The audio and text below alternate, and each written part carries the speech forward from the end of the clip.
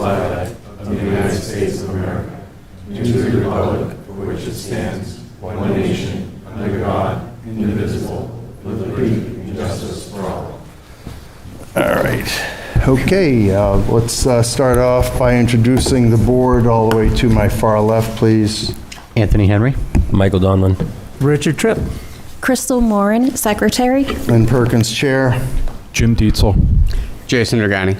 And to our far right, we have Code Enforcement Officer Carrie Owen, and our clerk is Eileen Boudreau, and these proceedings are scheduled to terminate at 10 p.m. and our audio-video recorded. Please shut off all cell phones, iPhones, anything that could create a distraction to the proceedings. In the event of an emergency, just stay to the staircase and we'll help you out. Don't use the electrical box that takes you to the lower floors. With that being said, we'll get moving along here. Our first case for consideration is a motion for rehearing, and it is case number 26-107. It is for submitted by James Foley against the owner, Bird Enterprises, LLC. The submission has been entered on time, and the board has had this for a few weeks. The applicant is requesting rehearing to basically towards improprieties of the board's operation, and therefore for consideration we will open that up for discussion. Mr. Dietzel, anything you'd like to say on this? No, thank you, Mr. Chair. Okay. Mr. Tripp?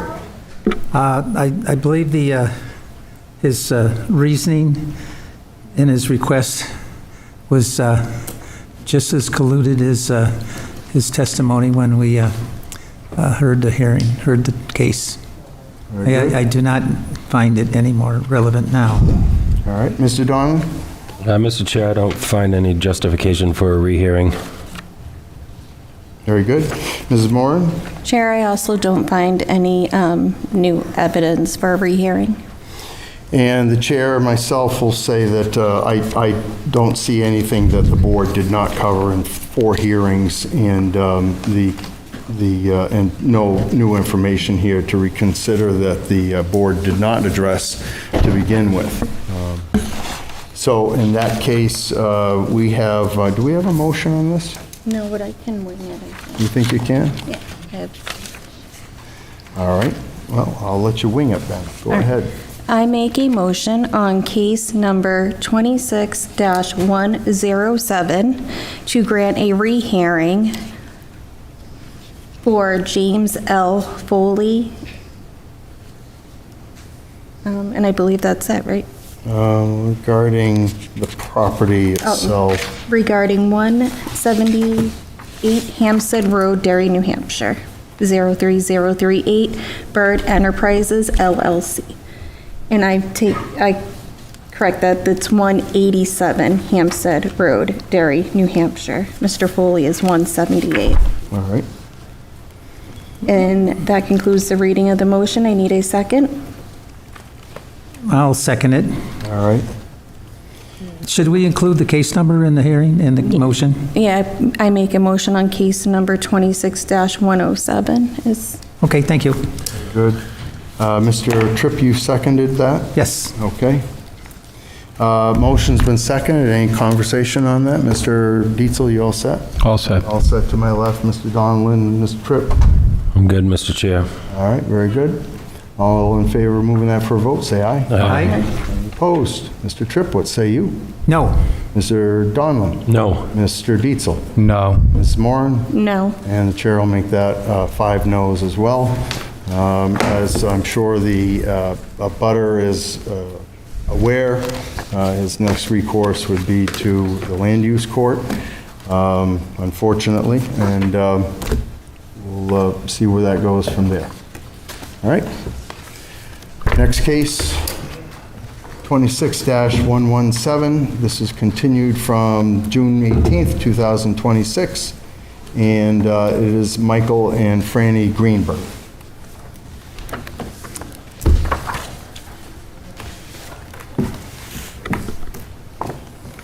Hi, folks. Hello. How you doing? Okay. Good. All right. So you gave us quite a submittal here. You gave us time. Well, you retired? Pardon me? What, are you retired? He's not from rehab, but yes. Yeah, I understood the bunnies and stuff kept you busy. They It do does. indeed. We also have 3 children, our youngest of whom is in marketing. So at times we reach out to our kids for help in one way or another. And we had a daughter help us put together this, which hopefully answers whatever questions we left you with at our last meeting. Well, this isn't something we normally hear, you know, so we like to err on the side of caution. Is that all right? Yes, absolutely. All right. So, folks, you gave us a submittal, and we've heard from the abutters, and we've heard from others than the abutters. Let that slide through. A lot of them were favorable to you. And as is the case, you have an opportunity to rebut any of the testimony that was spoken. So if you'd like, you can narrate with your pamphlet that you gave the board and anything else that you may want to share with us in your rebuttal. You have the floor. We can offer just a brief summary, which is the last page. If you have other questions about the packet, we're happy to go back over any or all of that. And we can do the entire packet if you are happy to go through that. But we tried to address those questions that you had for us. Would you like to do? Well, I was going to say, what I would do is focus on, if you can recall, particularly the commentary that was in opposition of yourself, because it is the applicant to prove their case. And so you have some objections there, and I would try to cover that and see what you can do. You may develop questions from us back. Okay, very good. Well, first, we wanted to make sure that you were comfortable knowing what a home-based wildlife rehabilitation center really is. There was some concerns that the animals would come and be on site for long periods of time. The animals that come to us, in fact, come for temporary medical care. The animals we see are not all on site at one particular time. We did include for you pictures of the current property that we live on. It's our home. And after 11 years, we wanted you to see what it looks like. We fully expect that a dairy property, everything would primarily be within doors. Anything that would happen would not be in front of the property, close to the house, but we wanted to include that.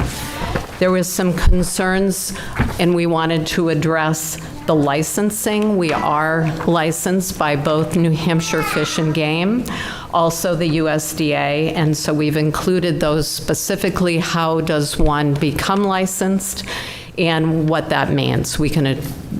I'll give you specifics if you'd like to know. Yes, please. Okay. Thank you. For Fish and Game, if you are interested in becoming a wildlife rehabilitator under current law and regs, you do 200 hours of work with a current Class 2 rehabilitator. That would be myself or any of the others around the state. After 200 hours, you find a veterinarian willing to sponsor you, and you submit something that proves that you have done that work. Typically, your Class 2 sponsor is willing to work with you beyond that. So that is the first means of having a license.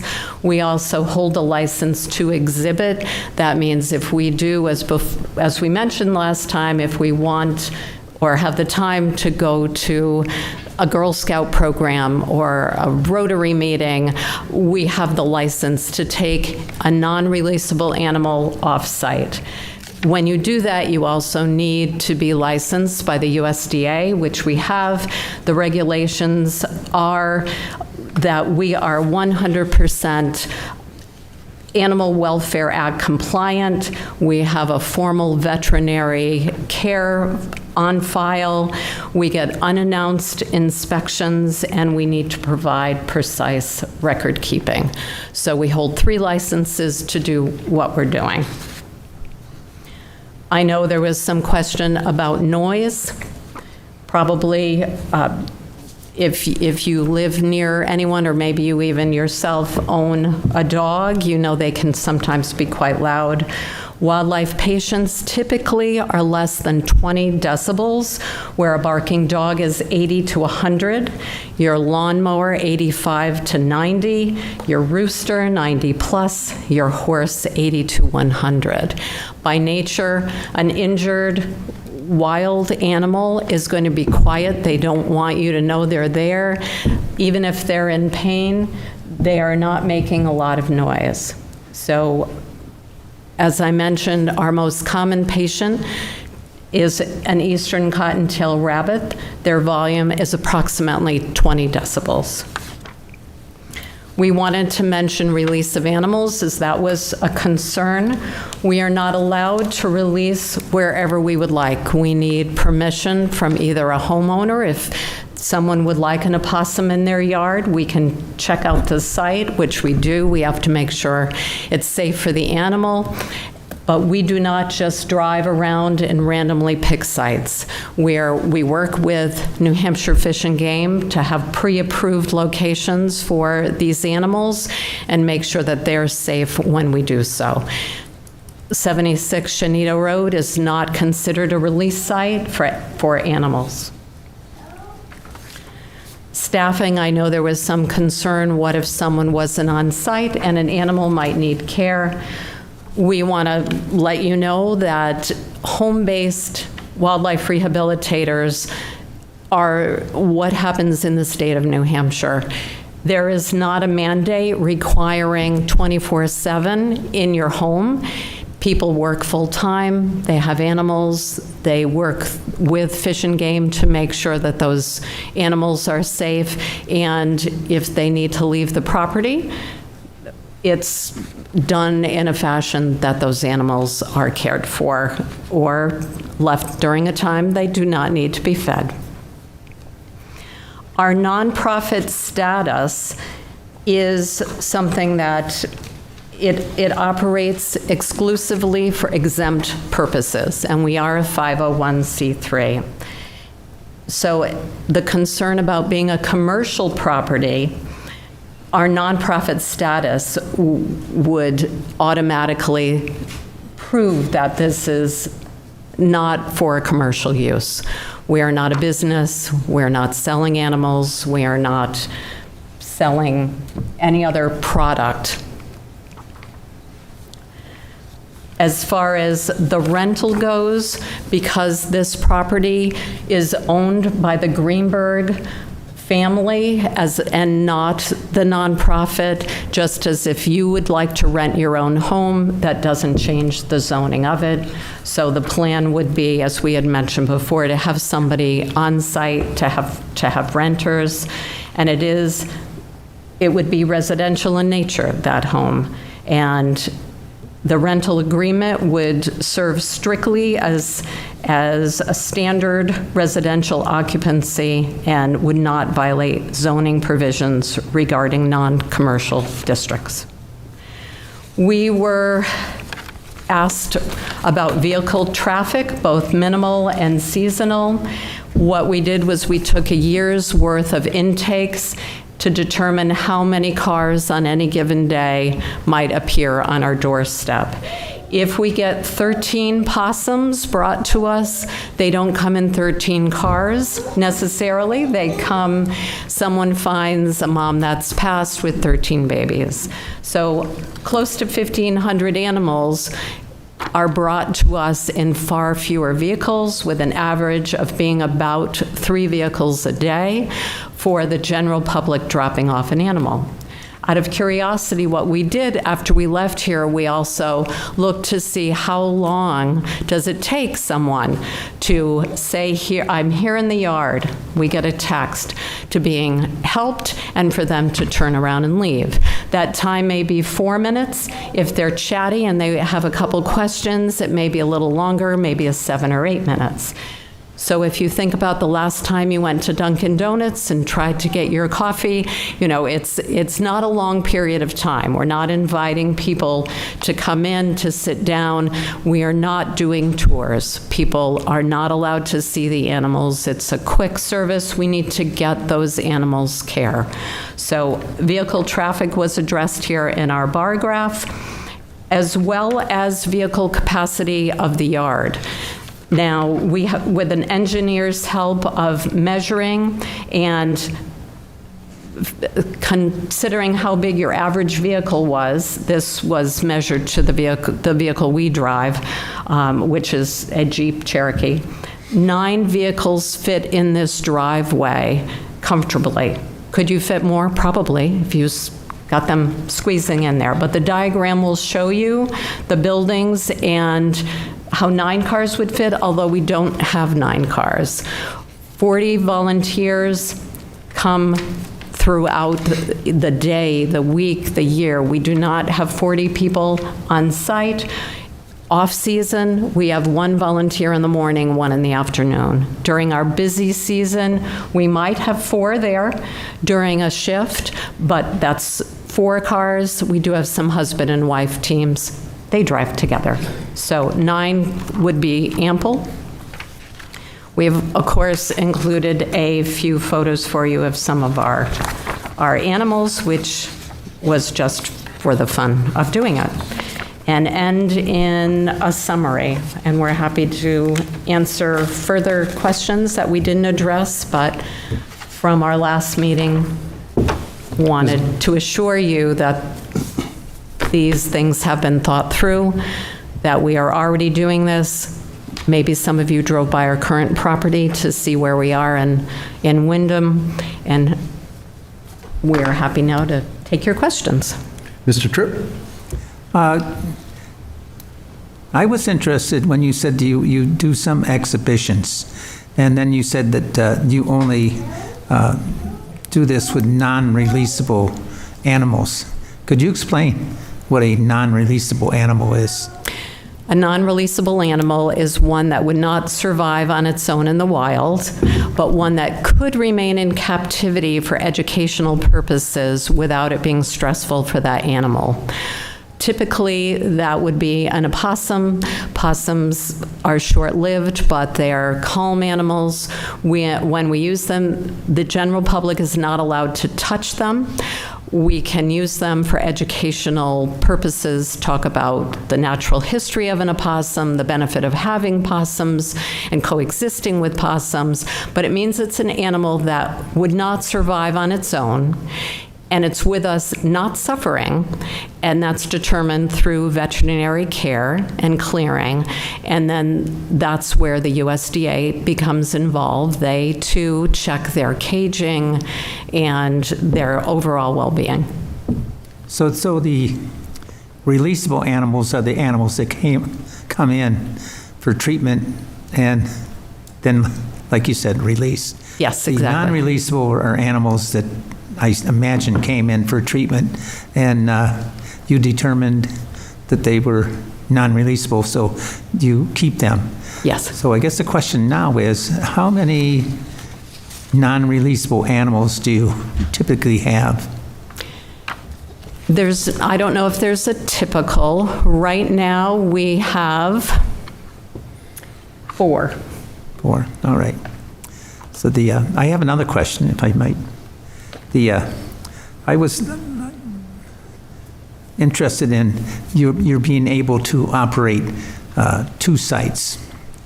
And so I contacted Colonel Jordan, and asked him specifically, would you be able to have 2 sites? And he says, absolutely. He spoke very highly of you, and but like I said, it was a thing that I was interested in. Could you actually hold 2 licenses? So actually, you only have 1 license, but you have 2 sites. Because your name is the only person with a Correct. license. Correct. Well, I wish I would have done a little more research before you showed up last time, you know. But I think it was suitable that we asked you to come back because, you know, we weren't that educated on what you do, you know, and what the rules are. So, thank you for coming back. You're very welcome. Mrs. Moran? Mine are more clerical. Are you comfortable with having the stipulation on the variance that you keep 76 Genito Road as not a release site? We are. And then also, I don't know if it would be put on, it depends on the other four, but would you be comfortable with keeping your nonprofit status current and stay in compliance with USDA and Fish and Game? We would, yes. Thank you. Anything else? No. Mr. Donlin? Yeah, just kind of jumping on to what Mr. Tripp was asking, is there, just out of curiosity, is there some sort of a limit by one of your licenses, USDA or otherwise, that regulates the amount of non-release animals you are permitted to have at once?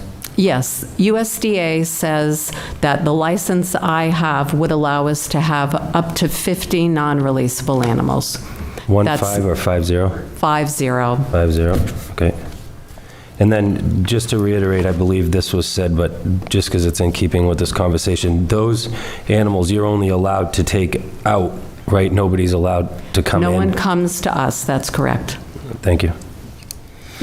And Mr. Diesel? Thank you, Mr. Chair. Regarding the fifth criterion, the hardship criterion, what are some of the special conditions of this piece of property that distinguish it from the other properties in the area? And how does that affect your ability to do business? One way or the other, positive, negative?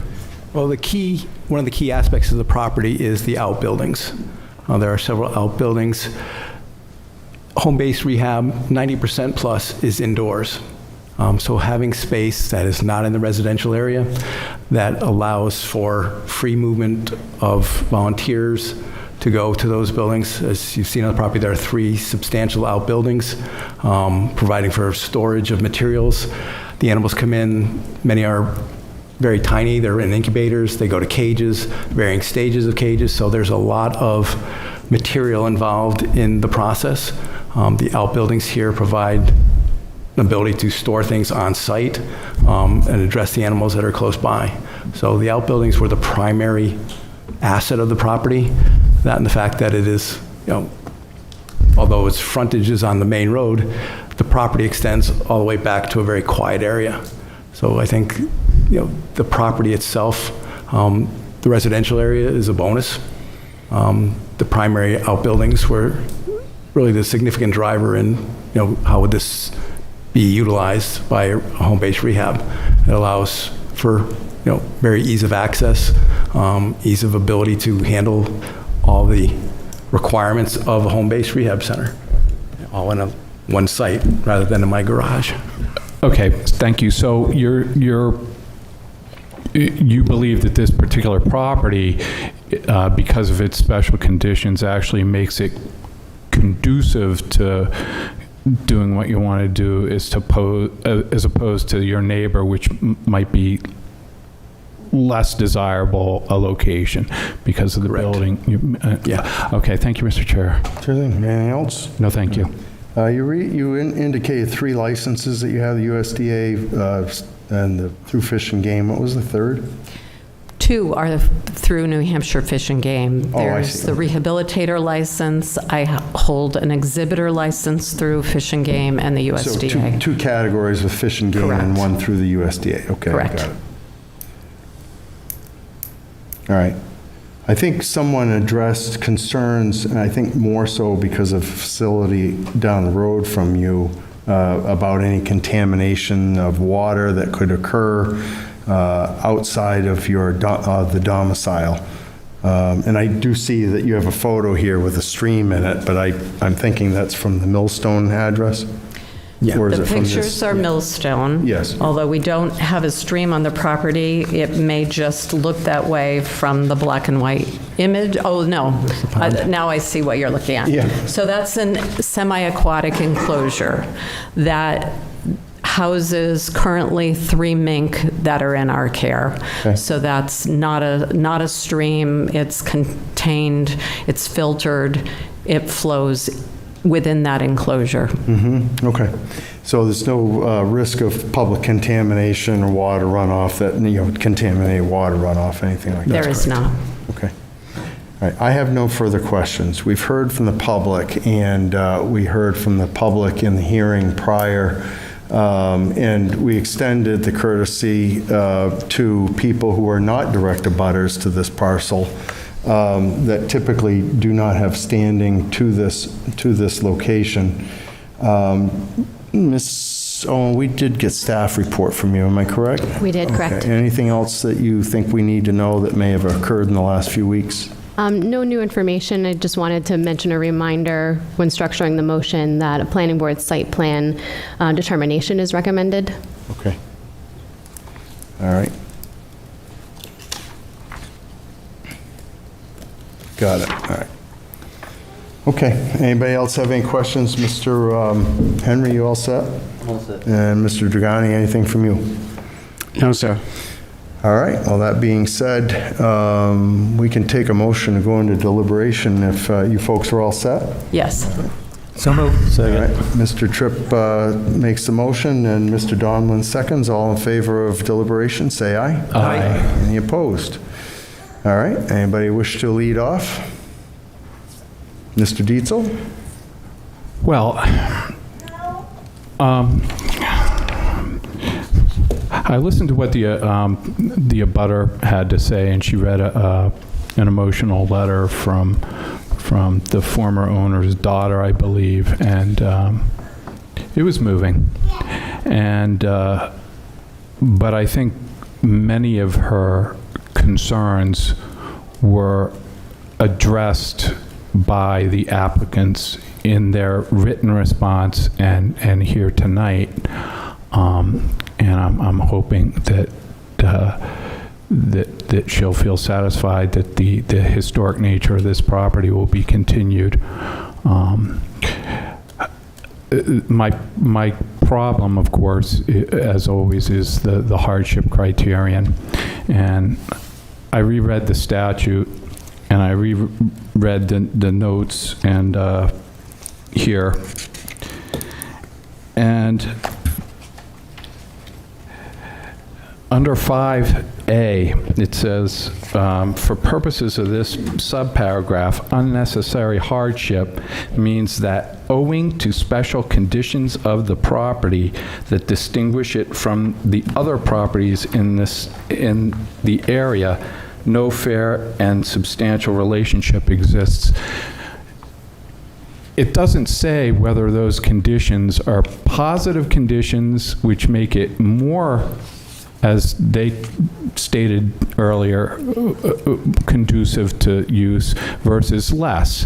It just says whether it's distinguished from other properties.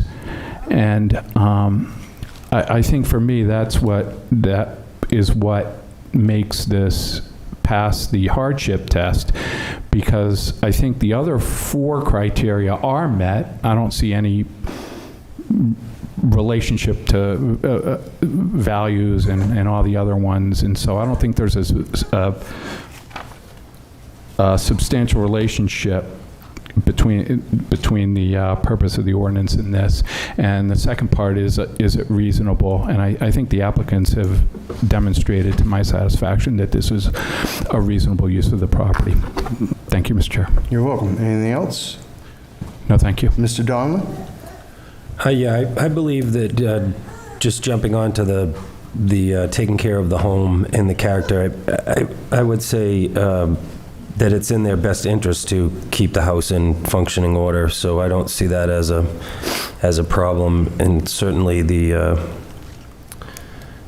pride they're taking in a voluntary role, I'll say, it shows that they have a lot of respect for life and property as, without overstating it. And I believe one of the other concerns, going back to the animals only being able to be taken out as far as exhibits and stuff are concerned, I believe one of the other things one of the neighbors brought up was they didn't want it to turn into a petting zoo, so I believe that's been resolved as well. Okay. Mr. Tripp? As Mr. Donlin said, you know, and as you had mentioned, you know, there is a animal sanctuary on this same street that is being operated kind of sketchily. You know, I believe what the applicant is asking to do is well thought out, well planned, meets the requirement that it's not a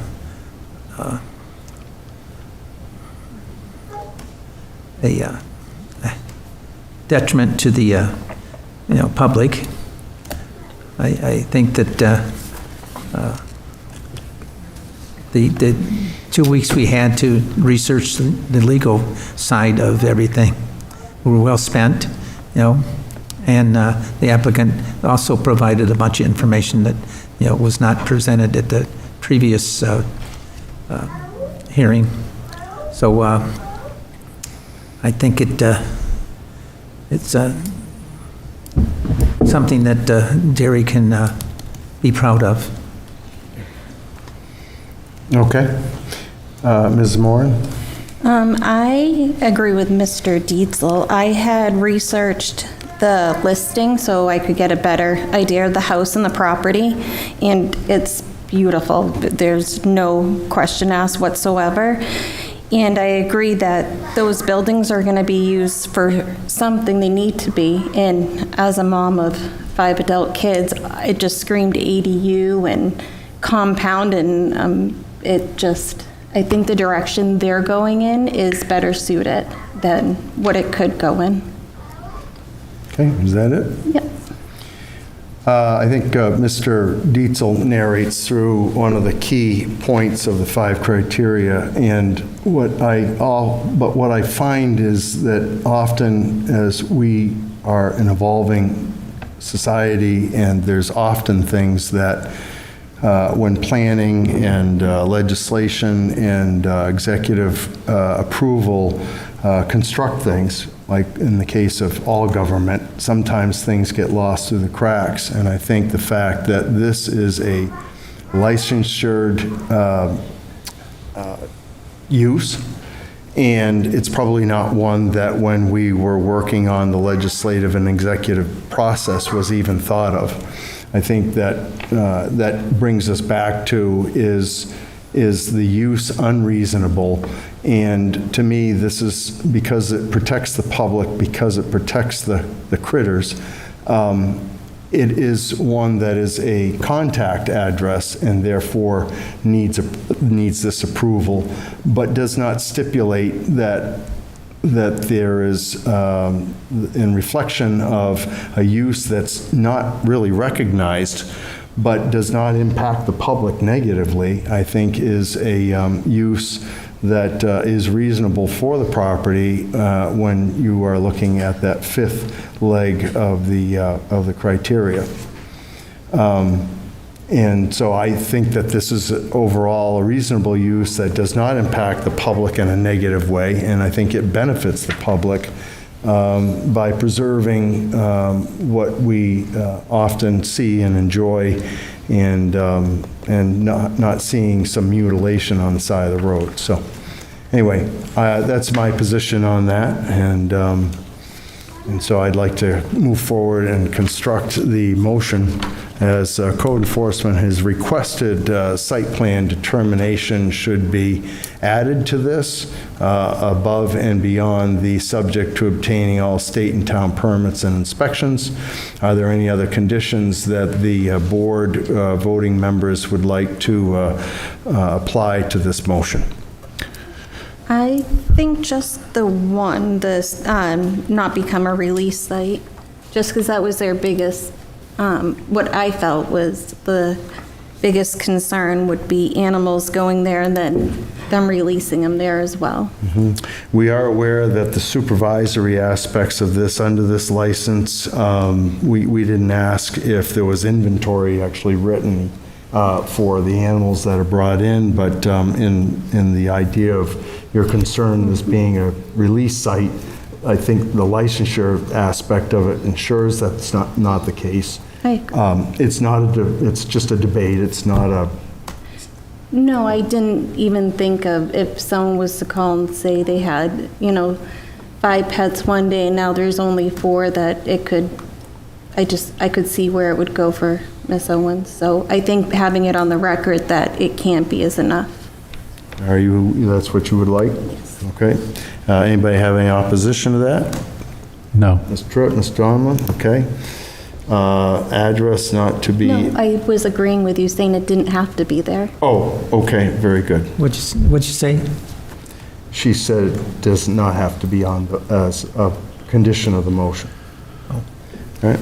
The last thing I would want to point out is that the licensing goes with the individual on this, and therefore, as sunsetting can apply to the individual and not the property, I would ask that we sunset this, and that when the Greenbergs vacate or sell the home, that they're also, that license to operate there expires, and that someone else buying the home cannot just take that on under any means.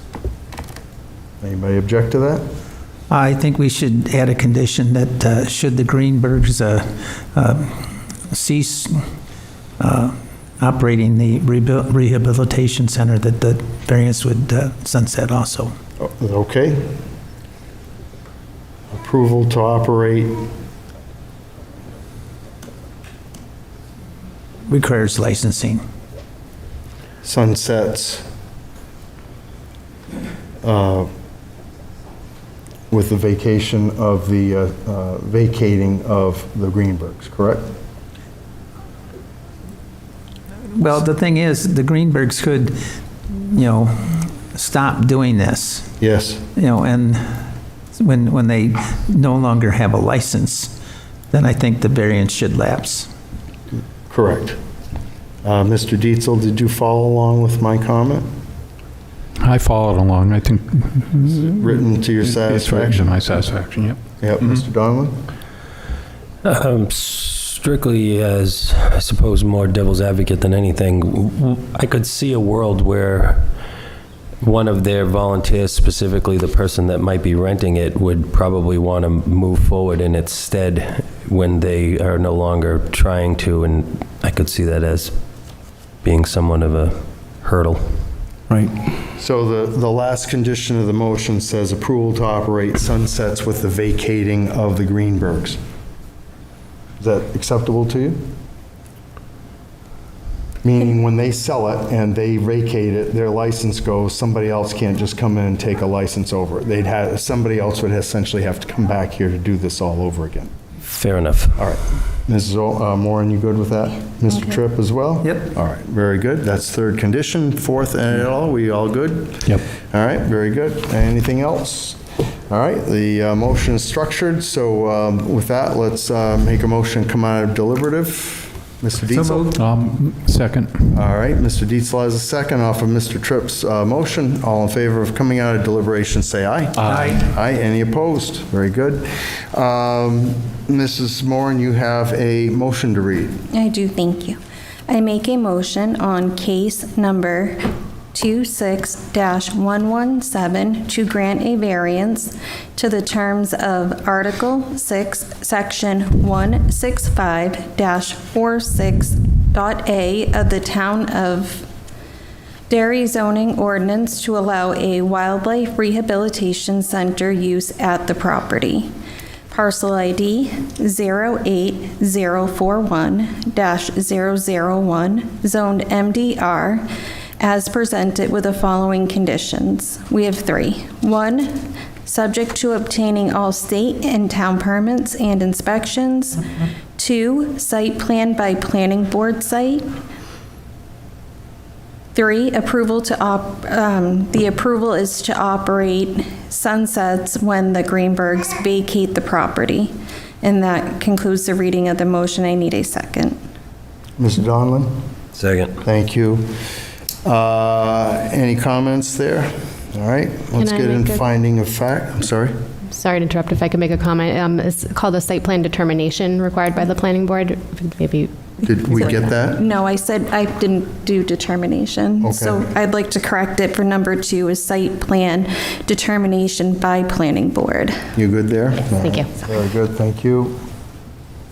I knew I was missing a word. Did you hear the pause? All right, that motion's on the floor. It's been seconded. Let's work into the finding of fact. I know that the facts, some initial facts here, and I'll ask the board to contribute on this, but currently the applicant desires to create a wildlife rehabilitation center on the parcel. The applicants are licensed by the state of New Hampshire and the USDA. The parcel is in the medium-density residential district, and the license is for rehabilitation and release as guidelined by the state regulations. The activities of the center would remain unseen to the public and primarily operate indoors. Are there any other facts that you have heard in this case, Mr. Dietzel, that you'd like to have noted as a heading? No, thank you. Okay, Mr. Moran? No, thank you. Mr. Tripp? Did you mention that they also have a license for exhibiting animals, but the animals have to be non-releasable? I think I've indicated that the license that they have 3 licenses. Okay. 2 Fish and Game, 1 the USDA. Is that good? Fine. All right, Mr. Donlin, anything you'd like to add? No, sir. All right, very good. Well, then let's get into the work through the findings of fact and how the board sees the depictions of the applicant. The first is the public interest. Mr. Dietzel, do you see anything there you'd like to mention on the public interest? I don't think it'll be contrary to the public interest. It's certainly a worthwhile endeavor. It is in the public interest, and I don't. I think the first criterion is met. Okay. Mr. Donlin, on the public interest, what do you say? I believe the variance will not be contrary to public interest for Okay. reasons stated. All right. Mrs. Moran? Chair, I also agree that it will not be contrary to the public interest for reasons stated. All right. Mr. Tripp? Ditto. All right. In my world, I find that this would be in the public interest, as it's preserving our wildlife and making a benefit to the public overall. Regarding spirit of ordinance, Mr. Dietzel, what do you think? The main concern, I think, was the fact that it wasn't going to be an owner-occupied property. The applicants asserted that it's really no different from any other property that's rented out. And I found that argument convincing. I don't think that it's contrary to the spirit of the ordinance, which is to keep rural neighborhoods rural and non-commercial and not crowded. So I believe that the spirit of the ordinance is maintained if we grant it. Very good. Mr. Donlin, how do you feel about the spirit of the ordinance?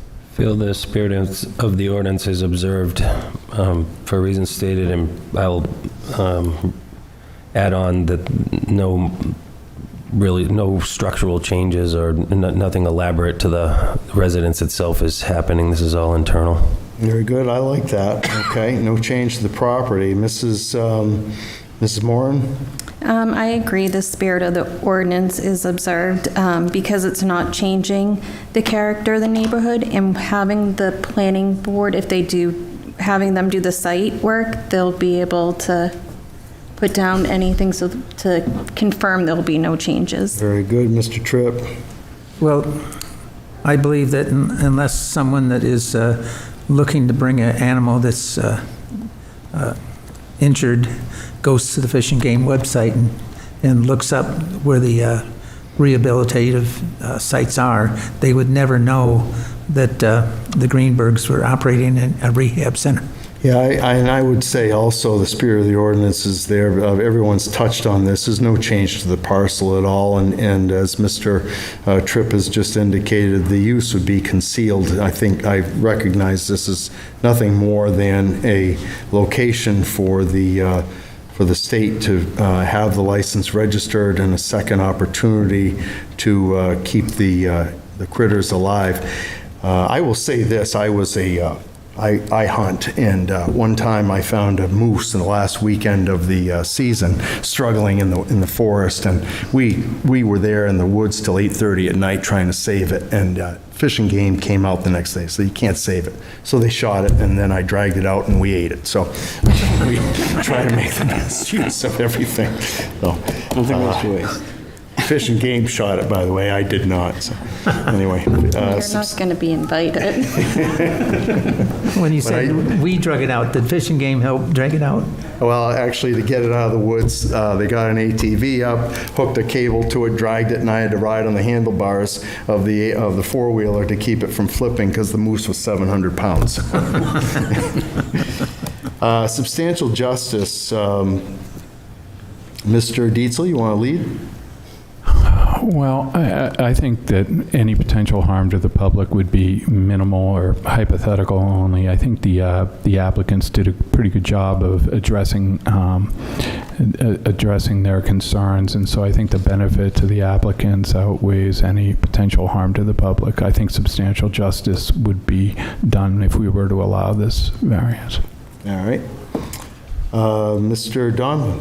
I believe substantial justice is done as well. They're making good use of a property, somewhat of a busy road setback, fairly unique property for Shenetto for sure, and I think this is a very unique and reasonable use of what's existing there.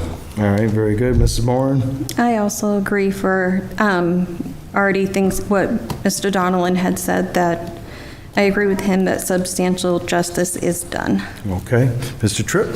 Well, I don't believe that any harm is done to the public, but there is, substantial, good being done by keeping our little critters alive. All right.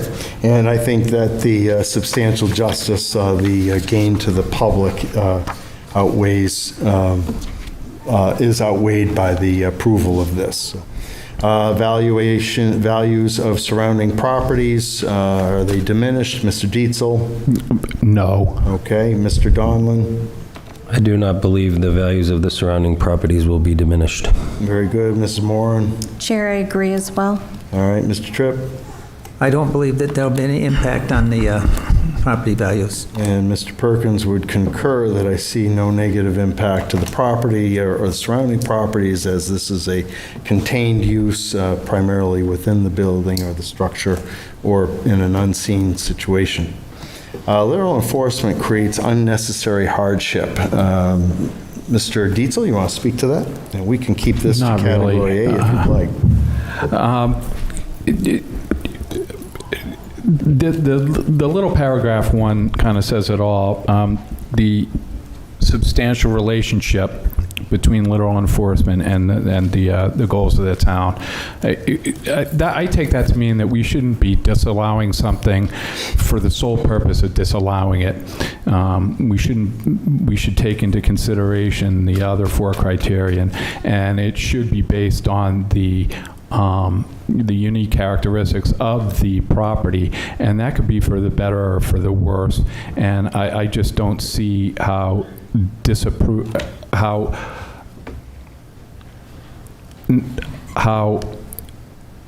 I see how a hardship would be created if we were to just simply say no. All right, very good. Mr. Donlin? Yeah, I agree, and I will also say that if to your point during the deliberative session of this might just be something that wasn't thought of when they were making zoning rules, and I would be willing to bet that's true. The state allows this. This is something that's clearly been thought of on some level, fish and game wise. That's why there's a license. So it would, in my opinion, be a hardship to deny something that's allowed through the state just because our town doesn't have the means in the books. Very good. Nicely said, Ms. Moran. I agree with both of them. I can't word it better. Okay. Mr. Tripp? Basically, all we're doing by it, saying that there's a hardship is creating a new use. And as several people have said, when we're in the process of developing our zoning ordinance, who would have thought that we would need a animal rehabilitation center? Right. But I'm happy to All right. create one. Well, a little enforcement, I find, creates a unnecessary hardship, as this is a blind use, and it's designed that way to help the critters that has brought this case forward to help rehabilitate them. And I see this as a peaceful transition, so therefore, I support this on that fifth leg as well. That being said, does not require us to go into Section B of the fifth leg. Brings us back to the motion sheet. If no one has anything else on the finding of fact, all those in favor of moving this for a vote, say aye. Aye. Any opposed? Mr. Donlin? Yes. Mr. Tripp? Yes. Mr. Dietzel? Yes. Ms. Moran? Yes. And the chair votes yes, makes that a unanimous, so congratulations, folks. You've passed by a vote of 5-0. Thank you. We appreciate it very much. Thank you. Kind of brings a tear to your eye, but anyway, anybody aggrieved by this has 30 days to ask this board for reconsideration. After that, recourse will be to Superior Court, okay? Good luck. And if you get a raccoon that you can't release, you can bring him for the next variance. If anybody wants a bat, Are they playing possum? There's a lot of people leaving. What?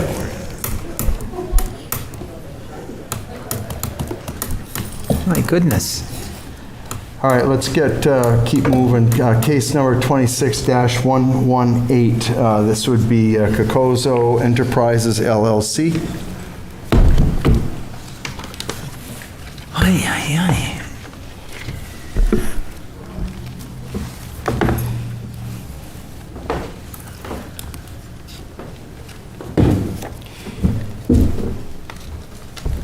Good evening, gentlemen. You'd care to introduce yourselves?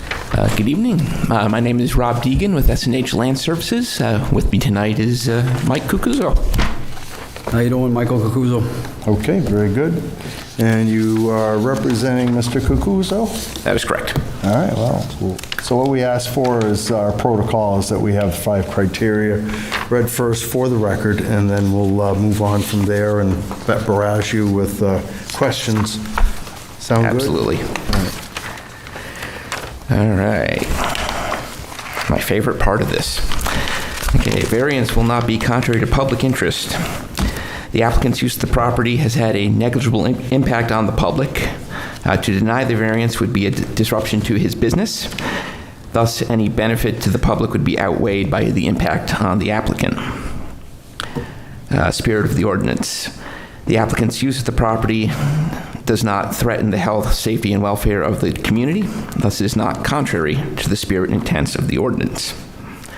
Substantial justice. Multiple properties in the surrounding neighborhood are multi-unit dwellings with mixed use and dwellings on the ground floor. Denying the variance would be a disruption to the applicant's business. Any benefit to the public would be outweighed by the impact on the applicant. Value of surrounding properties. The applicant seeks to maintain a non-conforming situation while correcting some encroachments and providing additional screening. There have been no complaints from the surrounding property owners regarding the use of this property. Thus, granting the variance would not increase impact on the applicant's property has on its neighbors. The non-conforming residential use is compatible with the surrounding neighborhood, which contains multiple similar uses. And literal enforcement. The property is the best place for the applicant to store his excess materials. If the materials were to be moved onto the property at 27 Franklin, they would represent a greater public nuisance, as the only practical location to store them would be in the front yard of the house at 27 Franklin. On the backside of the property at 6 Pearl Street, the materials are screened from Pearl Street by the building and topography, and additional privacy fencing is proposed to further screen the site from neighboring properties. Anything else you wish to add off script? Yeah. So I just wanted to give a brief history of this. So Mr. Kokuzo bought 6 Pearl Street first. You can see from the maps provided he owns 6 Pearl and 27 Franklin. And then when the property at 27 Franklin became vacant and available, he acquired that as well, and he began operating his business out of it, which is a contracting company. They install like patios and stuff. Yeah, like patios, masonry work. And he was blissfully unaware that he needed site plan approval for this. And the town came to him last year and said, hey, you need to have a site plan for this. So our company got involved. We prepared a proposed site plan for him. And then we went to the technical review committee and got input from all the departments, and everything was moving along. And then it was determined that, oh wait, the materials at 6 Pearl constitute a contractor yard, which is not an allowed use in the central business district, whereas the contractor use is. So what we're here to do is get a variance to continue his use of the back of the property. So what he's doing on the back of the property, it's not what you would necessarily think of when you hear the phrase contractor yard. You might be thinking of like a lumber yard where customers come in and pick out product and bring in a truck and take it away. That's not what's happening there. What's happening there is storage of excess materials and parking a trailer there overnight and stuff like that. So it's not, there's no customer activity there or public activity. It's just things are being stored. So that's where we are now. And as a kind of an addendum to that, the reason we brought up the residential use is that, because now we're changing the property, we're asking for a change of use. What would be a grandfathered use really needs to be okay. So the front of the property at 6 Pearl is a three unit residential building. And as the board is aware, in the central business district, multifamily is allowed as an accessory to and above the first floor. So it's supposed to be commercial use on the ground floor with residences above is what's permitted. And that's not what's there. It's just a house, which is in keeping with all the surrounding properties. Next door there's a 4-unit building. The other side there's I believe, 2-unit building. And then none of them have businesses in them. So we're just looking to maintain the status quo of what's going on there. Do you have anything you want to add, Mike? Mainly, this is just like a storage shed to put all the equipment and anything that they brought up that wouldn't be allowed in this district. So it would just kind of house that. I'm not looking to ruffle any feathers. I just want to continue to move forward and operate the business out of that location. So you purchased Pearl Street first, and the second, Franklin, was the Bruno residence, am I correct? Yes. And when did you purchase the Pearl Street property? Jeez, I think it's been 8 years ago now, I want to say. When did you purchase the Bruno property? Probably 2 years after that, so 6 years ago. 6 years ago, okay. And that's how long the business has been going out of there since I bought the first property. All right, so my understanding is that you purchased the Pearl Street property as a multifamily, Yes, sir. and you reside there as well? No, I did, and then we purchased Franklin Street. And you redid that, and then we moved to Marlboro Street actually now, so. Okay. So how long were you operating your business out of Pearl Street? Right from day one? Pretty much, it was like a side business at first. I worked for a local company, and then I had my first daughter, multifamily, and next thing you know, here we are. Okay. Ms. Owen, do we have images of what we're dealing with in these files by chance or not? We do, yes. I can look, that's not a problem, but I wanted to see if we had that. What was this file here? Hang on just a second. Mr. Chair, point of order. Yes, sir? Who is the fifth member? Good question. Who'd like to be the fifth member? Mr. Dragani would like to be. He raised his hand. Mr. Dragani, would you sit on this case, please? Thank you, Mr. Donovan, for bringing that to my attention. We'll swing back around to you afterwards. Let me distribute these photos here. And so I get a good feel and idea on this. So now you're a full-time kind of contractor. Yes, sir. And I don't know that I necessarily agree with the description of contractor yard being one that looks like a lumber yard, but I think we understand. So what each other is saying here. So do you have a structure that's being built here, or a shed or something, a garage? So I don't currently. I have like a storage container and another like tent apparatus, should say, on like bin block. Okay. But this main area is where I park different trucks and just store hand tools, where the guys load up in the morning. It won't be a ton of activity during the day. It's pretty much when they come in at 7 and when they get back at 4:30. And part of the proposed plan, which is obviously going to have to go back through the planning board, is to put a 3-bay garage up in there and erect some like privacy fence, like vinyl fencing around the area. To shield it? Yeah, just to make a nice visual screen. I'm going to distribute the pictures here to everybody. What I'm seeing on this is storage containers, metal storage containers. Are those on the Franklin Street property or the? Those are actually on Pearl Street. On Pearl Street, okay. Yeah. Let me hand these out. I'm going to go to the left with the photos, and then Mr. Dragani, Mr. Dietzel, you guys can take a look at it afterwards. And in the meantime, let's get a narrative from code enforcement and see what was going on and how this one came about. Sure, thank you. As the applicant stated, so they're requesting a variance to utilize the existing rear portion of the property, the subject property, 6 Pearl Street, to allow the construction of a 3-bay contractor garage for the use by the business at the abutting property at 27 Franklin Street.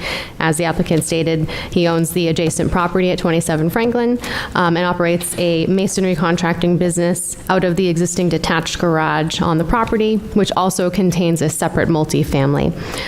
The current application is intended to be used by and support the existing business operations at 27 Franklin Street. To give a little history, background, and timeline, this originally came to us as a compliance issue involving the abutting property at 27 Franklin Street for a business operating beyond the limits of a change of use. The owner at that time was instructed to capture the expanded business through a new change of use application. In November of 2024, the change of use application notice of decision was issued, and it was at that time determined that site plan determination would be required by the planning board. August 2025 is when the official TRC meeting happened, and that application was representing the business operations at 27 Franklin Street at that time only, not the 6 Pearl Street property. During that following the TRC meeting, revisions were requested to the plan based on the operations that were visible that we could see, and a survey of 6 Pearl Street was requested for the on-site material storage. And then January 2026 is when we received the revised TRC plans, and that's where we saw the reflection on 6 Pearl Street and determined at that time that the variance would be required for the contractor yard use. So as kind of previously stated, both of these properties, but this subject property is located in the CBD, Central Business District. It does meet the definition of what we would describe as a contractor yard as outlined in our town ordinance definition. So therefore, the variance is being requested. This would add a commercial use to the pre-existing non-conforming multifamily residential property. That existing structure, based on our records, was built in 1895, so that came well before zoning. So if approved at tonight's meeting, completion of the site plan approval is required by planning board, and appropriate permits and inspections are required. And as the board, you can elect to perform a site walk if you choose as well. Okay. And that's it? That's it. Did you get a registered complaint on this? Is that how this came about? So this honestly started before I came on board. From my understanding, it was between complaint and just visual of the operations being close to the town hall. Okay. I'm noticing on the site plan that there's some materials that seem to be on a boundary and they're over the boundary. Am I correct?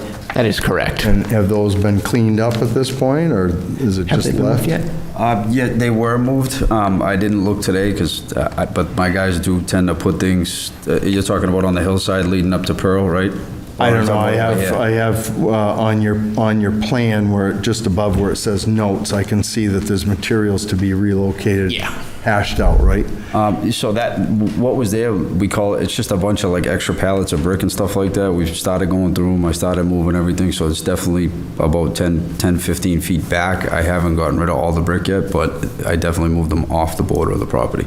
I think what we're looking at and what's being addressed is the concern about when there's something of this impact that happens in a close proximity, it almost on its own doesn't become something that's a good thing, right? When you see it spilling over onto other properties and not being properly contained, that would be a concern, especially in a very high impacted area of residences in this regard, right? And so one of the hurdles I think the board may face is how do we give this approval and make sure that it's clean and it's not an issue going forward, because it's with sand and landscape materials, those can tend to spill over and get out of control, versus if it was a stack of lumber you can cover with a tarp and it's easier to move around, right? No, absolutely. So just going off of your point, I mean, the yard's pretty tidy. There's not many areas of like clutter. I don't have like fill piles there. I don't really have any sand. It's more or less like brick, mortar, and that stuff stays pretty organized. But I do understand what you're saying, and I know you talked about a complaint, but I haven't heard of any complaints. It was just the fact that we were so close to the town hall, and then the business was growing, and then more trucks, more guys, and then they were just like, hey, did you know you can't, and I had no idea. You're spilling over. Exactly. Yeah, okay. Yeah. If I may, I believe it mainly got noticed just because Liz Robideau drove by it every day, because it's literally right around the corner. So every time she came to work, she's like, what's going on here? Okay. And it was actually stated to us explicitly at the TRC that no complaints had been filed by noticed it. by the people around us. Got it, okay. How are we doing with those photos down there, Mr. Henry? Be passing them down. When you get done with them, would you take those all the way back down to Mr. Dragani for me? Thank you. Yeah. If I may also. Sure. To your point about the ongoing encroachment situations, there's no way we're getting through the planning board without addressing that.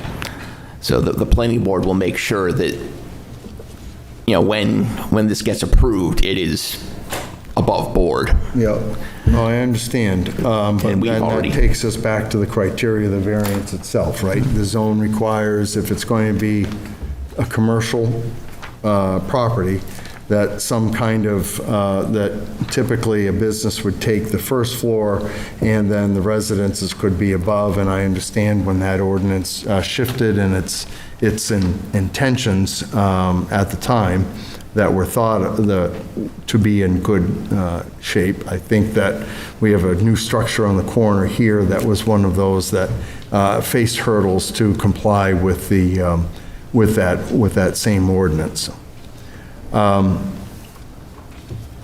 Any reason, so where's this new garage that you're going to build? Is it on Pearl Street or Franklin? It's on the Pearl Street. It's on the site plan there. You have it on your screen in front of you. It's the blue rectangle near the north, or I guess that would be the easterly side of 6 Pearl. Yeah, just above where the hand is there. I see. There you go. That's going to be the garage? That's correct. Okay. Now, is that an open bay garage, just a roof over, or is it an enclosed garage? I believe metal roof. Yeah, so I was planning on metal and Enclosed. roof. Yeah, enclosed. I would like to. I'm kind of here just hoping you'll tell me I can do something. You know, Garage so whatever you door- guys, garage- whatever you garage. guys say I can do, I'll do. You know, Garage doors? I would like to. Yes. Okay, all right. All right, well, let me rest. I've gabbed enough.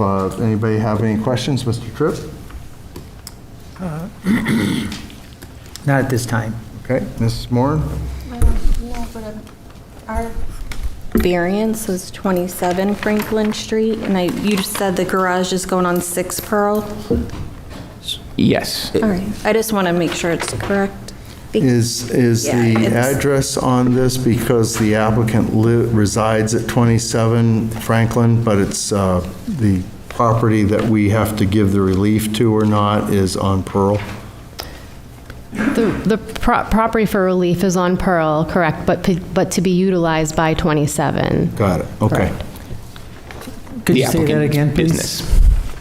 Could you say that again, So, please? the relief is requested for 6 Pearl Street for use at the adjacent 27 Franklin Street.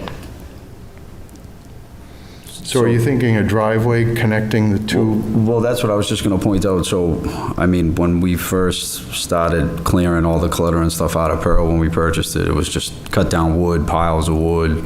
And you know that 27 Franklin was an eyesore for quite some time. We did a ton of work there. I think it was nobody was there for 10 years. So we ended up doing everything. We keep up with the property pretty well. But if you look right after those parking spots there, there's a little there's a gravel entryway into the gravel lot right now, and that's just kind of how I get in and out. And so I guess you could say that's a proposed driveway. I could pave it, but I was thinking I would just leave it gravel if that was, but whatever you guys want me to do, I'll do. I just didn't want to add more pavement square footage and then worry about runoff and all the other stuff. Okay. Mr. Dragani? Yeah, I actually, I do have a question. So with the Franklin Street being a larger lot and more locations, and you're going to be putting a building in already, why do we need to do a mixed use on the other property? So the building is on the other property. If you look, it's connected. So I just tried to, everything is just like tucked away over here. So if you really drive by, my hope is that it doesn't affect the other residents or you don't really see it if I know, everything's just- put away. Well, I guess what I was looking at is when I'm looking at the pictures, you have a lot of stuff all over the place. It looks very cramped and tight where the other lot is wide open. And if you were putting a metal unit to store all that stuff, and that other unit's more commercial than residential, it just makes, to me, more sense where you're stuffing everything in a very small envelope. I think some of the open space shows that it's for work vehicles and employee parking. No, I understand that, but there's that large patch of grass on the left-hand side that there's nothing there on Franklin Street. Right, and we'd be turning that into a bit of an eyesore if we moved all the stuff down there. I was thinking about putting an apartment complex right there. I'll match everything else in there, that's Yeah, great. exactly. No, I meant, if you're putting a building, you're saying that you're going to be doing a structure on Pearl Street. If you do the same structure, then it's not going to be an eyesore because it would be tucked away and hidden inside your structure. No, 100%. I mean, if you want to propose me to put it on the lawn, and that's fine. I just thought it would be tucked away in the back there where everything's been for years and nobody's complained. I don't know if it's like the noise or whatever that nobody hears because of all the trees there, but I feel as if it would disrupt the neighbors more if it was on that grass area. It would also possibly be an issue with the existing water and sewer lines for the house on 27, because you'd be putting a concrete slab building on top of them. I'm not sure where the plumbing goes, so I'm not going to comment. Well, it's shown on the plan, but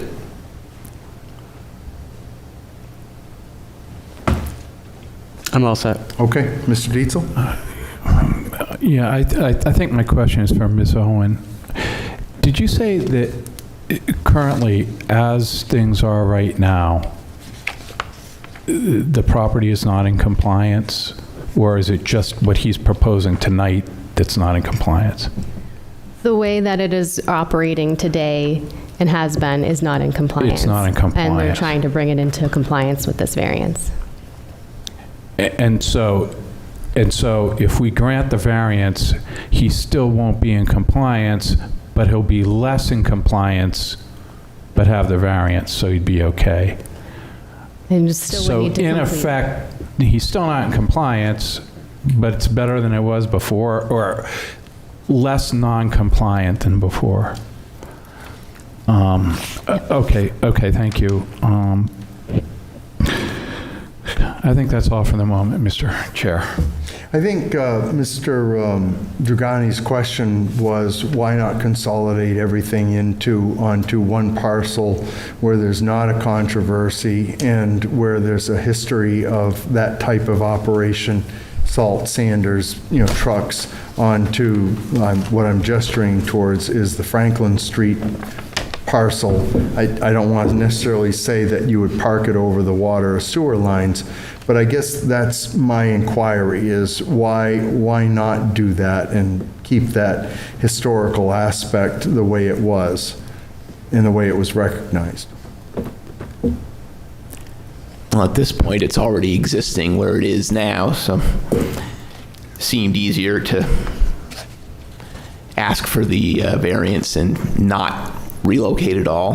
And like I said, it would be a bit of an eyesore down there on the road, but Well, I was just trying to solve the problem by, the biggest problem was the storage of the materials, right? That's why that's why they said you have to come here. So I said, okay, no problem. So what I'll do is I'll just build a shed, right? And I'll put everything inside so it doesn't bother anybody. And then I'm in compliance with that. Yeah. You know? The question is not necessarily whether you're doing the right or wrong, Yes. but it's that you have this issue going on, and the question is, why not remedy it this way as opposed to trying to get the graces of this board to give you that relief, and that movement in itself needs vetting to see where that goes. To me, it made more sense. And it goes back to, the idea that when I see materials that are apparently over somebody else's property line, that, how do you address this and, make it simpler? That's all. So there's no necessarily right or wrong answer. It's just what's the answer, the path of least resistance for you or for the board, the community. No, absolutely. The house is currently now, I don't reside at 27 Franklin anymore, so I actually have it rented. I see. So I didn't want to really, I try to keep the business to certain hours, and I wasn't planning on taking their whole front lawn away. But I do understand what you're saying, and if that is definitely an option, 100%. Well, and it's not to direct you, it's to ask why that wasn't considered. You're answering that question. Whether or not that sways the board or not, I don't know. But, Yeah, no, just being honest. it's just always best to come in with solutions, and so often we try to find what the compromise is and weed out, to the 5 criteria. So, anyway, anybody else have any other questions? Mr. Henry? So I see there's a proposed fence on right here, this part of Pearl Street. And I saw in the pictures that a lot of the materials are visible from Franklin Street. Is there a reason there's not part of a proposed fence there, so some of that might be hidden? Oh,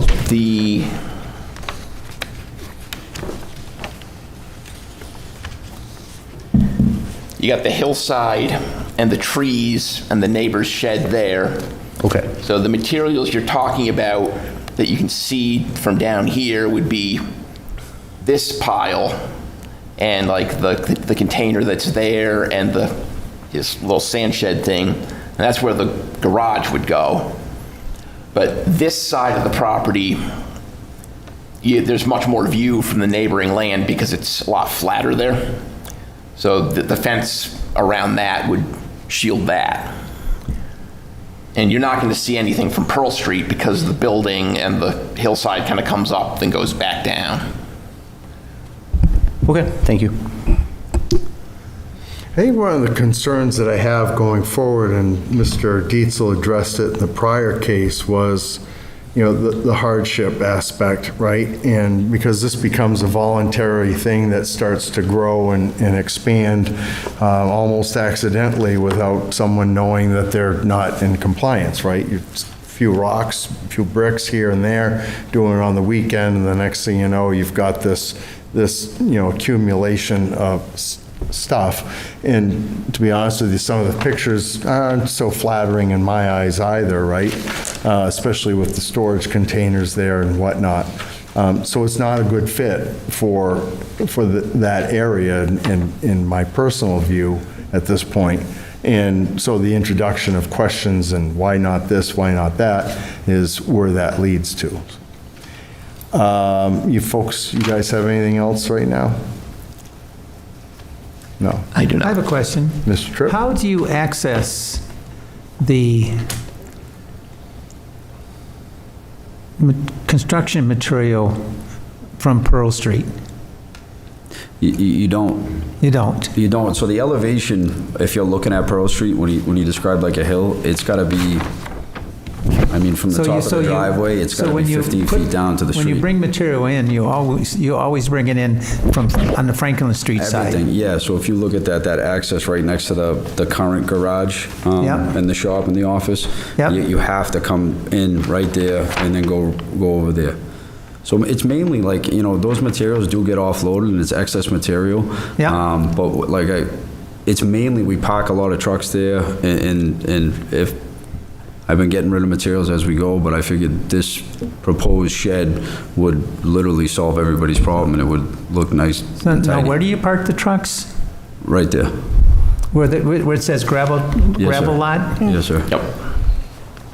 So that's where like the guys will load up from the container if they need a tool or something like that, and then they pull out and they go. So what do you use 40, whatever Franklin Street is for? So that's right in the front there, that's the shop. If you come out of here and you take a left, you'll see it. That's the shop. Yep. It's got a garage bay, it's got a lift. On the other side, some storage. We just ran the sewer line and the water line in there, and then I have an office upstairs. All right.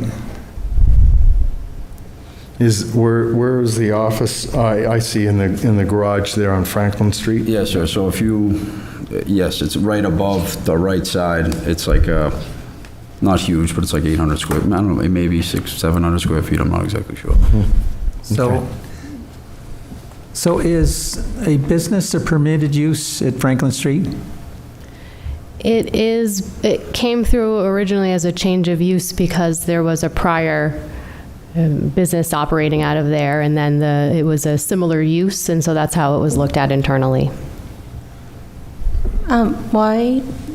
Why not expand off of Building B? Off of building. Well, building On B, 27. I mean, the biggest, we were kind of worried about the parking for the employees, so right now I have about like 12 or 13 working employees. Some of them walk to work, they live locally, but, you know, with the spots, so we didn't want to, you know, put a building there and then I just wouldn't have a location for them to park, then they'd be parking all over the streets and stuff, so. They can, I don't know if parking closer to Pearl Street would still be allowed or not. For employees, if that, Well, no, they don't, nobody, they all park in these spaces right here. So if I made building B bigger, I don't know if I'd have the parking spots. So no matter what, I'd have to get rid of the grass on that left side, I guess. well, no, I was saying for them to park back where the material and stuff is okay. instead. Oh, okay. Yeah, I guess, yeah, that's an option. But regardless, we're putting, then it would be the asphalt thing, right? We're just putting,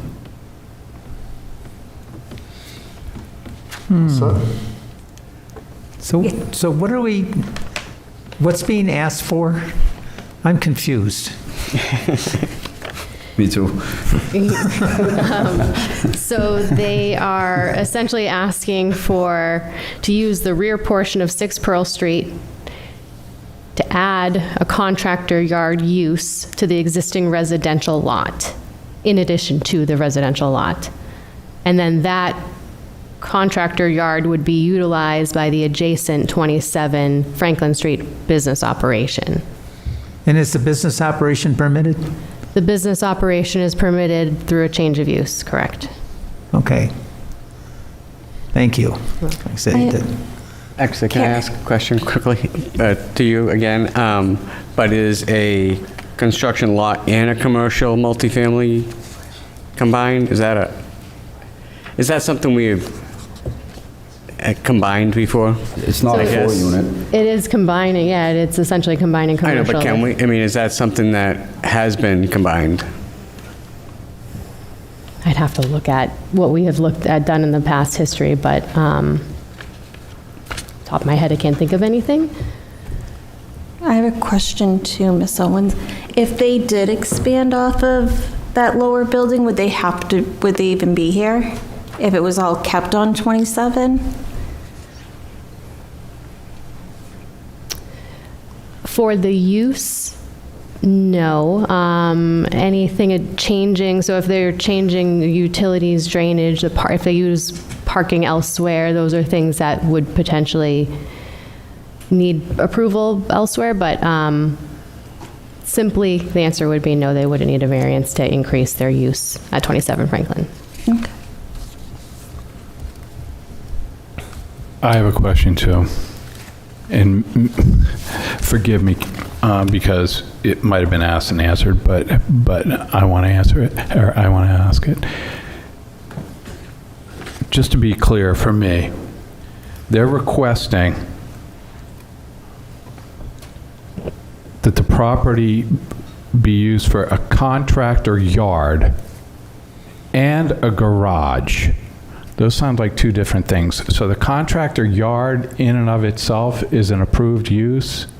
It is No, not. it No. is not. Correct. So what kind of a business use, you said that there is a business use that's permitted. The business use is permitted at 27 Franklin to operate out of the existing garage, Building B, based on the previous owner business that had I see. operated out of there I historically. see.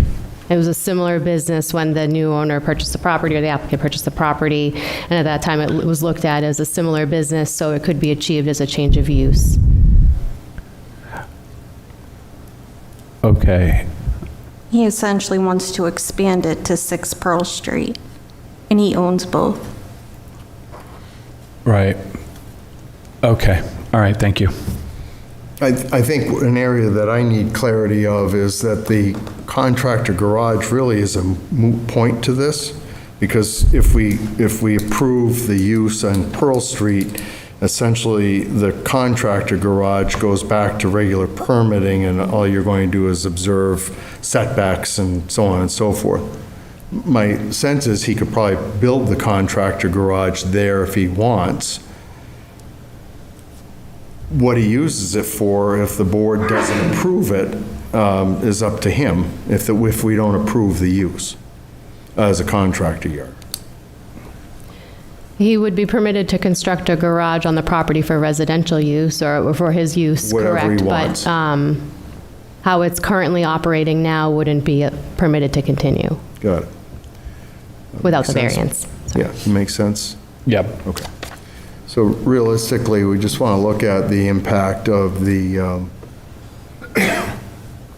of the current usage of it and determine whether or not it's something we feel is justified to remain there or not. That's kind of why I like keep leaning on we haven't had any complaints, so it's like, and I'm open to suggestions if there's something I can do to, screen the building, screen the materials, or, anything you guys suggest. I'm just thinking out loud here. Being that what's screaming in my head right now is that if you were ever to try to divide these properties again, you got yourself a situation. So it seems like if you did a lot line adjustment and came for a variance for the rear setbacks on Pearl Street and made that part of Franklin Street, the whole thing would go away.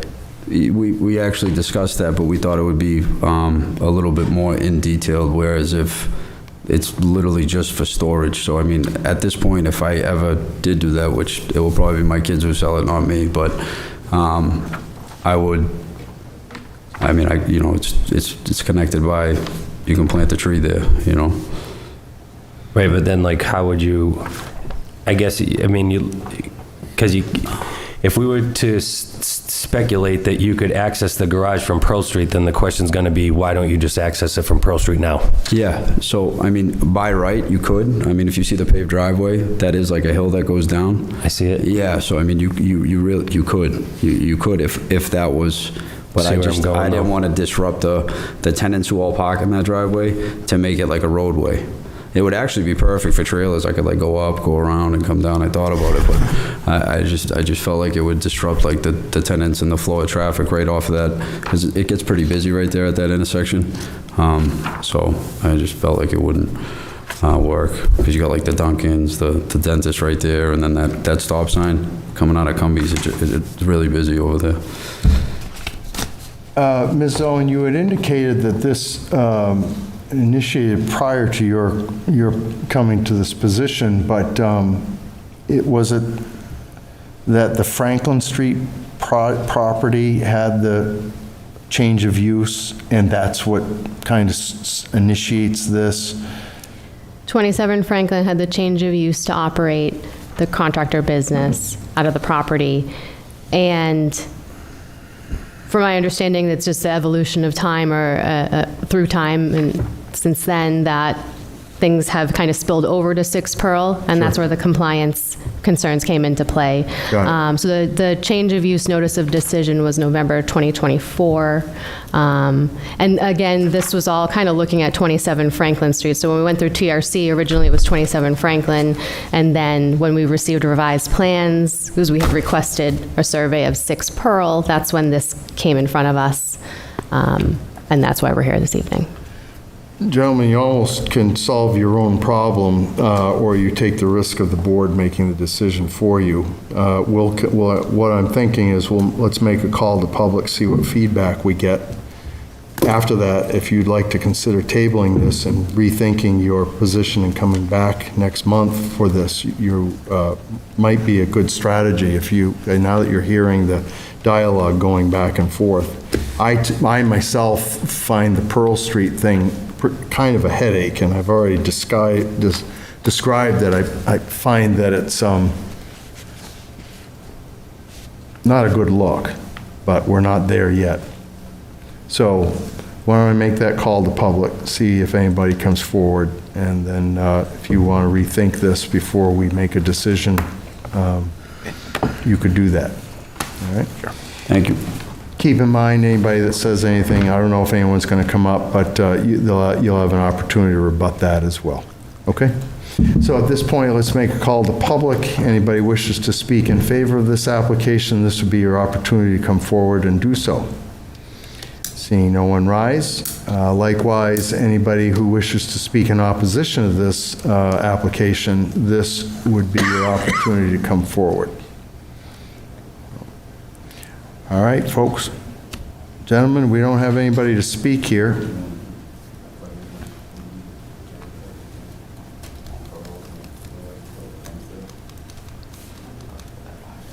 We're just kind of discussing the options. That's all right. Well, you can come up because no one's come forward. And if you wish to have us table this and have that discussion after this, outside of this room, you're welcome to do that. I guess my one question is, how much can we change the proposal without needing like a whole new application? Because we did bounce a lot of ideas off of Carrie, like, well, what if we did this? What if we did that? And every time it was, well, that needs a variance because of X, Y, and Z. So no matter what we did, we were basically told it's going to need a variance. Every time she told me we had to get a variance, so I just... Speak into the microphone? Well, Yes. you're here. Right. So I guess like if someone had mentioned, well, what if you did a lot line adjustment? If we did that, that would be a completely different variance because the variance would be for lot size and setbacks. So would we be able to just table it and come back with a lot line adjustment, or would we need to go through the whole application process again? Well, your application is active, it's live, and you can come back to a date certain. I'm not hearing any abutters speak on this, so you don't have that threat of, to have to deal with that. Is there latitude for them to work in the direction of some of the board's questions, Mrs. Owen, or is that like already been touched on? I think the question becomes how far materially different it becomes Yeah. from the application. Right. But That is the nature of my question is like, can we do what is being suggested? Right. Or are we just kind of up the creek without a paddle on that? right. Well, the board hasn't made a decision. We can proceed with this if you'd like. If the decision is rendered not favorable to you, you'd be into trying to work a different idea anyway. And the board's not, we're pretty open to the testimony and Right. what you're saying, so I can't speak for everybody. I just have a feel for this, that the way it's described and the look of it doesn't feel good right now. And if we did table it, would we be in August, like August, early August or late August? Third week is our next meeting? August Yeah, 20th. We're just on summer August schedule. 20th, so it would be another month. I guess the other X factor is, will the planning department let us wait that long? I don't know. You're in action currently, so this is under the board's purview and right? Basically. So we can let them vote. No, I understand that, but I don't understand what's the issue? Isn't Pearl Street also in the business district? Yes, it is.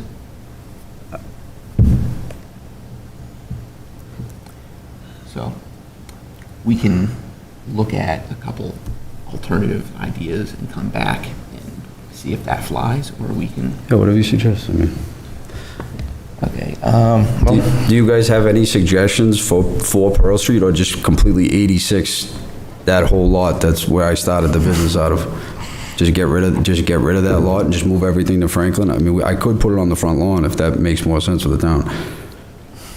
Well, I think Mr. Donlin raised a good question, right? And I don't know what your conversations with code enforcement have been, but, if you found that it was necessary to function with another garage, to me, Mr. Donlin says, well, why don't you do a lot line adjustment? I don't know whether you can do that or not, off the cuff, and I'm not a surveyor. Right. Looks like you have a lot of room there, and I get this oogie feeling about Pearl Street and the way it looks right now, that it's not in a favorable light. No, I agree with you. So wouldn't this proposed garage eliminate that not favorable light? Wouldn't that solve all, wouldn't I be able, nobody would see the materials, they would be inside the storage shed. Well, so because of the square footage of the property, I think you still need a variance, because the quick guide says you need 30,000 square feet. That's the regulation, and you have almost 20. What does he need that for? Where they were saying to keep it on 6 Pearl, The garage? yeah. Are those proper setback lines on that? Those should be correct, Well- yes. Sorry? No, they were trying to figure out why they should move it, why we would want them to move it to 27. Like, why not just keep it in 6 if they're Well, I don't zoned? necessarily want them to move it to 27. The question is whether or not we grant them the use on Pearl Street to continue this operation. And the look so far is not favorable in my eyes. I'm not speaking for the whole board. So what are the options? Well, Mr. Donlin says, well, why don't you do a lot line adjustment, reposition the shed and keep the business off of Pearl Street? Yeah, you had a business, and that's part of the problem too, is that you have a business that that has grown, and it's grown so much you're spilling into other properties in an area that may not be a good fit for it at all. I don't know what your solution is. I'm just describing to you options that you preserve your opportunity to continue to function in some way. Okay. Ms. Owen, I mean, I'm looking at the setback lines on Pearl Street. Is there anything to say that the construction shed doesn't fit there?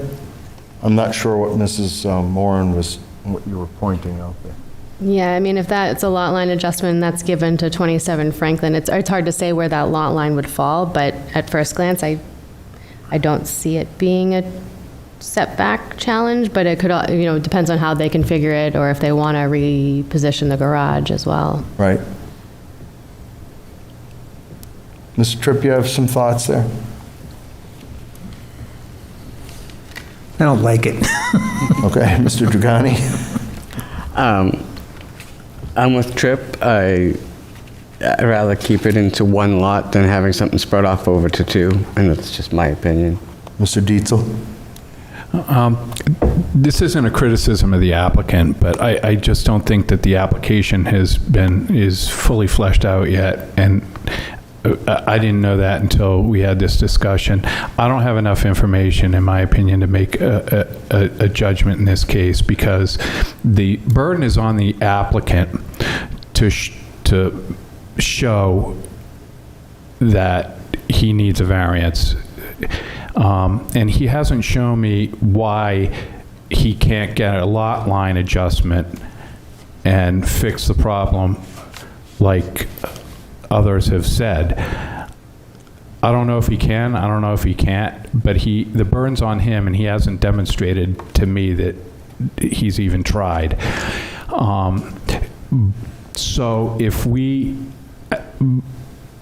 act on it tonight, I'm going to vote no, but I don't think that's fair, because he might be able to solve the problem and come into compliance. So I would just as soon table it, give him enough chance to look over his options, come back to us with either this proposal, because he can make a case that it's okay, or revise his application that would make it perhaps even in conformance with the ordinance, but either way, a little more palatable. So I'm not prepared to make a vote without additional information, so I'm for tabling it. May I ask a question? Sure. If we did a lot line adjustment, that would also require a variance. Perhaps. No, it definitely does, because 6 Pearl Street is already below the minimum size for a lot in the CBD zone, and we would be making it smaller. Okay. So that's definitely a variance. So I guess, would you feel more comfortable giving us a variance for that than for what's being proposed? I'm not going to make a judgment right now. That's fair. I'm trying to be fair to you, because based on your application right now, I'm moving in the direction of a no vote. But I think that I believe the applicant is acting in good faith. I believe he's trying to do what's right for the community, and I think he's willing to work toward making this work for everybody. And I think he should be able to have that opportunity, because if we say no, he's not going to get another bite of the apple, right? Unless he comes up with something radically different.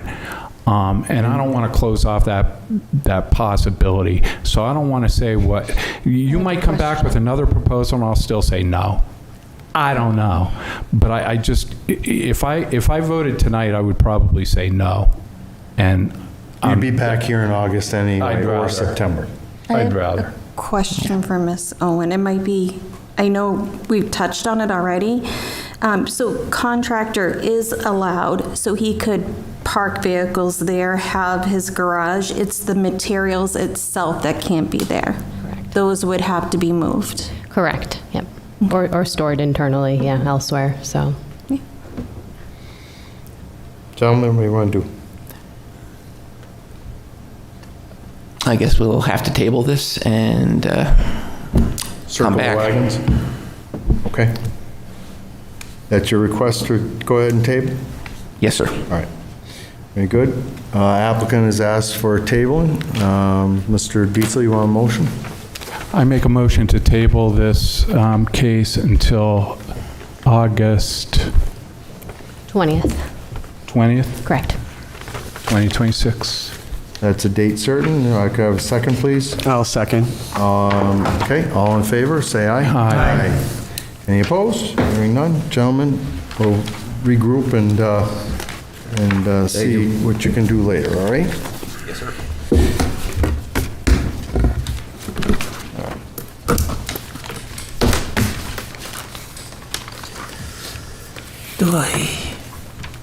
I'm going to start to reorganize our meeting. Our last case, Mr. Benson, I don't know that we're going to get to you this evening. You're welcome to ride it out and see, but we've got an hour and 15 minutes of a scheduled meeting, and we've got 1, 2, 3, 4 cases. Yours is the fourth of those. Would you like us to postpone you to the next meeting instead of having you sit here? That's August 20th? Oh, okay, good. That's fine. We are trying to streamline what we can do, but legislatively, our hands are getting tied. So, all right, let's go on to the next one, tabled from the former meeting, Pinkerton Academy, and case number 26-119. All right, thank you.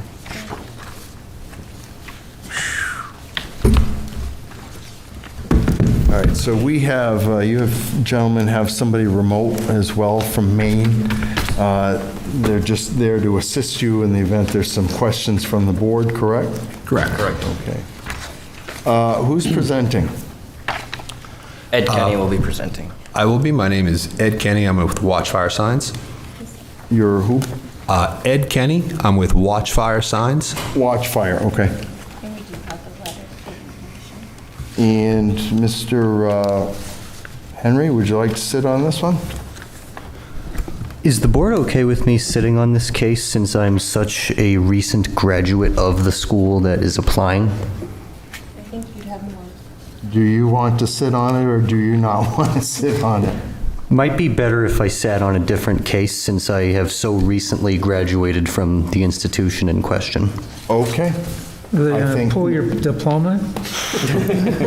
Dust mine off. I would just add there that I'm in a butter, so I can't be a part of this.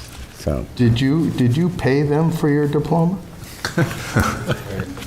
No, the school board, the school district did. Just personally. Mr. Dragani, are you telling me you can't sit on this? well, I own a property that abuts this. I'm listed on as an abutter. Okay. Is that a conflict? Mr. Dong, you guys sit on this? I could probably come up with the reason why not. I'm not trying to. I'm not a huge fan of Or we signs. just do 4 people. Okay, gentlemen, please proceed. By the way, we ask that you would read the 5 criteria first on your application as it's presented. cases, I should This goes on the record for the board, okay? Okay. So again, my name is Ed Kenny. I'm with Watchfire Signs. We're the manufacturer of the digital display that Pinkerton is looking to have installed on campus. I am kind of filling in, so bear with me as I go along. Excuse me. So point one, the variance will not be in contrary to the public interest because the proposed sign is replacing an existing freestanding sign that's substantially in the same location and serves the same identification and communication purpose currently presented on the property. The upgraded sign design will improve visibility, readability, and overall aesthetics while maintaining a professional appearance appropriate for an educational campus environment. The electronic message center will be used for school-related communication, including events, schedules, announcements, athletics, and community information. The proposed sign will enhance communication with students, parents, visitors in the community without negatively impacting surrounding properties or traffic safety. The spirit of the ordinance is observed because the intent of the ordinance is to promote safe, effective, and aesthetically appropriate signage. The proposed sign accomplishes these goals by replacing an older sign structure with a modern, professionally designed monument sign that improves legibility, organization, and appearance. The electronic message center component is integrated into the overall design in a tasteful manner consistent with other signage already existing on the Pinkerton Academy campus.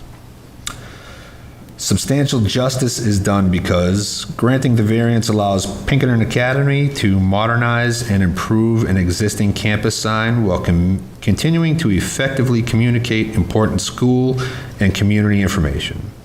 Denial of the variance would unnecessarily restrict the school's ability to utilize modern communication methods already commonly used by educational institutions and community facilities throughout the region.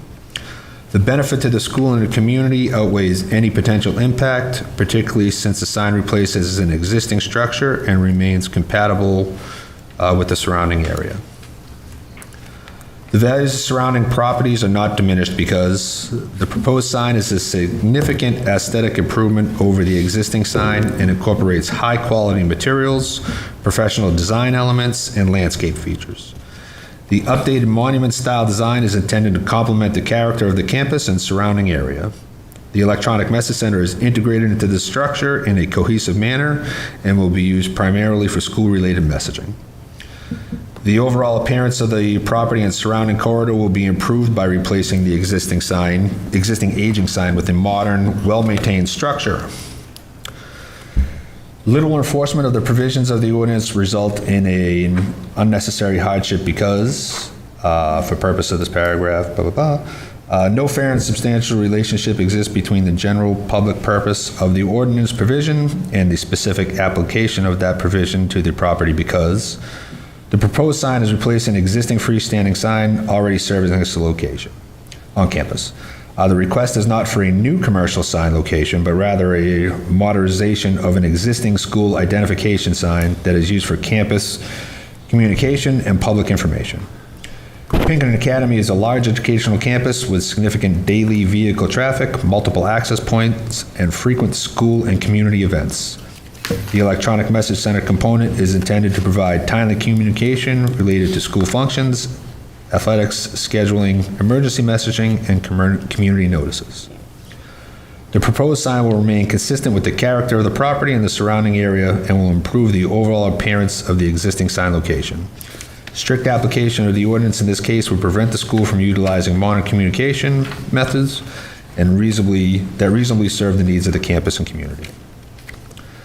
The proposed use is a reasonable one because the proposed sign is educational and informational in nature and directly related to the ongoing operations of Pinkerton Academy. The electronic message center is appropriately integrated into the professionally designed monument sign that replaces an older existing structure in substantially the same location. The scale, design, and function of the sign are appropriate for the size and nature of the campus, and similar signage already exists elsewhere on the property. The sign will continue to serve students, parents, staff, visitors, and the community while improving visibility, safety, communication, and aesthetics at the site. If the criteria in paragraph A are not established, an unnecessary hardship will be deemed to exist if and only if, owing to special conditions of the property, distinguish it from other properties in the area. The property cannot be reasonably used in a strict conformance with the ordinance, and a variance is therefore necessary to enable reasonable use of it because Pinkerton Academy functions as a large educational campus that requires effective communication with students, families, staff, visitors, and the surrounding community. Due to the scale of the campus, the volume of traffic, and the frequency of school and community events, a modern communication sign with electronic message center capability is reasonable and necessary component of the property's operation.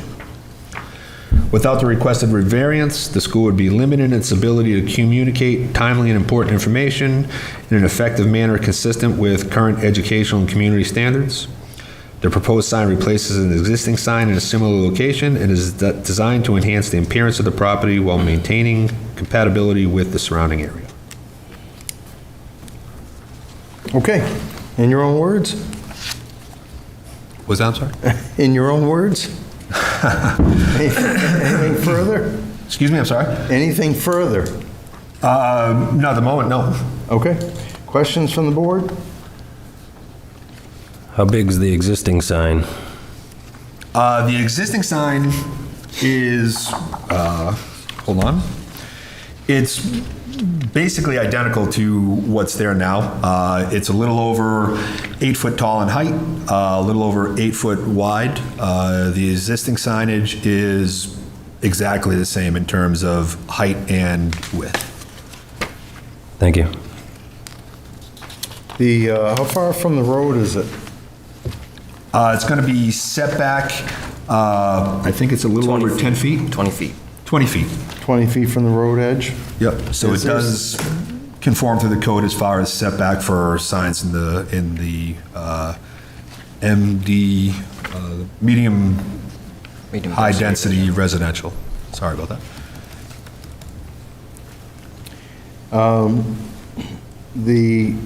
The intent of the ordinance is to promote safe, effective, and aesthetically appropriate signage. The proposed sign accomplishes these goals by replacing an older sign structure with a modern, professionally designed monument sign. The electronic messaging center component is integrated into the overall design in a tasteful manner. You understand the criteria for frequency of the changing of the letters. Is there a brightness stipulation there as well, Ms. Owen? Correct. Yep, lumens. And I think one of the things that often is looked at as electronic messaging centers are becoming more predominant and frequent. You know, the requests, it's the changing time, energy savings, and so on and so forth.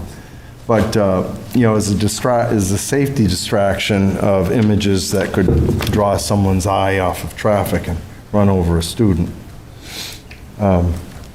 So you understand that? Yeah, so there's, the couple of points as far as the message hold time. It's completely programmable to comply with whatever the ordinance is as far as a message hold time. I didn't see anything, or I don't recall anything in the ordinance as to what the actual hold time is. But it's programmable to comply with the code. The brightness levels comply with the code as far as the total brightness, automatic dimming throughout the day into twilight and nighttime. It meets the, it actually exceeds the 0.3 candles measured at 100 feet, I believe it was. Okay. Watchfire Sign, we are the premier manufacturer of digital signage in the industry. We actually help set the standards for outdoor advertising guidelines. So we've met with billboard operators, the International Sign Association. We've met with different dark sky groups, and everyone's in agreement. The specifications we put forth meet or exceed any ordinance within the country. All right, so permitted uses of such signs are in the 2 commercial zones and an industrial zone. This is in a medium density residential zone. How do you justify that aspect, that hardship, that spirit of the ordinance? I think it boils down to the uniqueness of the property. Pinkerton is a 120-acre campus in the middle of a residential zone. They have 22 buildings on site, multiple entrances. They serve 3,100 students, over 500 faculty. So it's very unique to the district itself.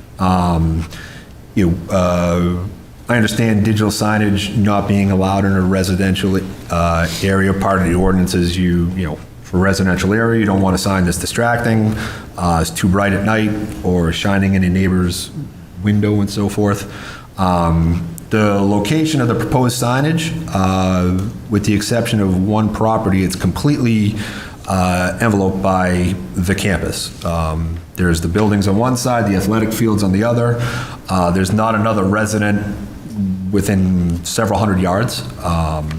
The only resident on the property, I took a picture, which I can share with the group. I have handouts. The only resident within that would have any viewable, capacity of the digital sign, they're at an angle well over 40 degrees to one side. And the view from the residence to the sign is completely blocked by evergreen trees, so pine trees. They don't lose their leaves or anything in the winter, so there's no worry about, shining in a residence in the middle of the winter or anything like that. So I think So could you say that because of the size of the campus, that this sign is serving primarily to the campus, and the campus becomes an island of its own, excluding it from, or meeting the spirit of the ordinance, excluding it from the rest of the criteria in that zone? I think the uniqueness of the property definitely does, yes. Okay. All right, anybody else have any questions? Mr. Dietzel? No, I had questions, but I think they were addressed, just mainly on the hardship. When he was going over A, he went for purposes of this paragraph, well, he kind of over the most important part, and that was the nature and the special conditions of the property. But he went on to explain that, and so I think that question has been answered. So thank you, Okay. Mr. Chair. Mrs. Moran? I have none. Mr. Tripp? All set? At present, Okay, Mr. Donlin? I'm going to hold off for now, Mr. Okay, Chair. Ms. Owen, you want to help us with the staff report? Sure, I don't have a lot of new information to add, but Okay, we can move on. I'll just kind of reiterate the facts. So the applicant's seeking approval to allow the installation of a 48-square-foot freestanding sign that will be illuminated. That includes a 16-square-foot electronic message center sign. So as we're aware that they're looking to replace the existing deteriorating sign. It's in a little bit of a different location, but they did provide the vicinity map that meets the setbacks. Property is located in the medium-high density residential district, which does not permit or doesn't even address non-residential signs in the neighborhood. And as we're aware, electronic message center signs are currently only permitted in the general commercial 4, and industrial 4 districts. So that's why they're here this evening for the variance. So for this, they're seeking the variance for the sign and for the EMC. If approved, the condition for the electronic message center is required to operate in accordance with section 165.101.11, and appropriate sign permits will be required.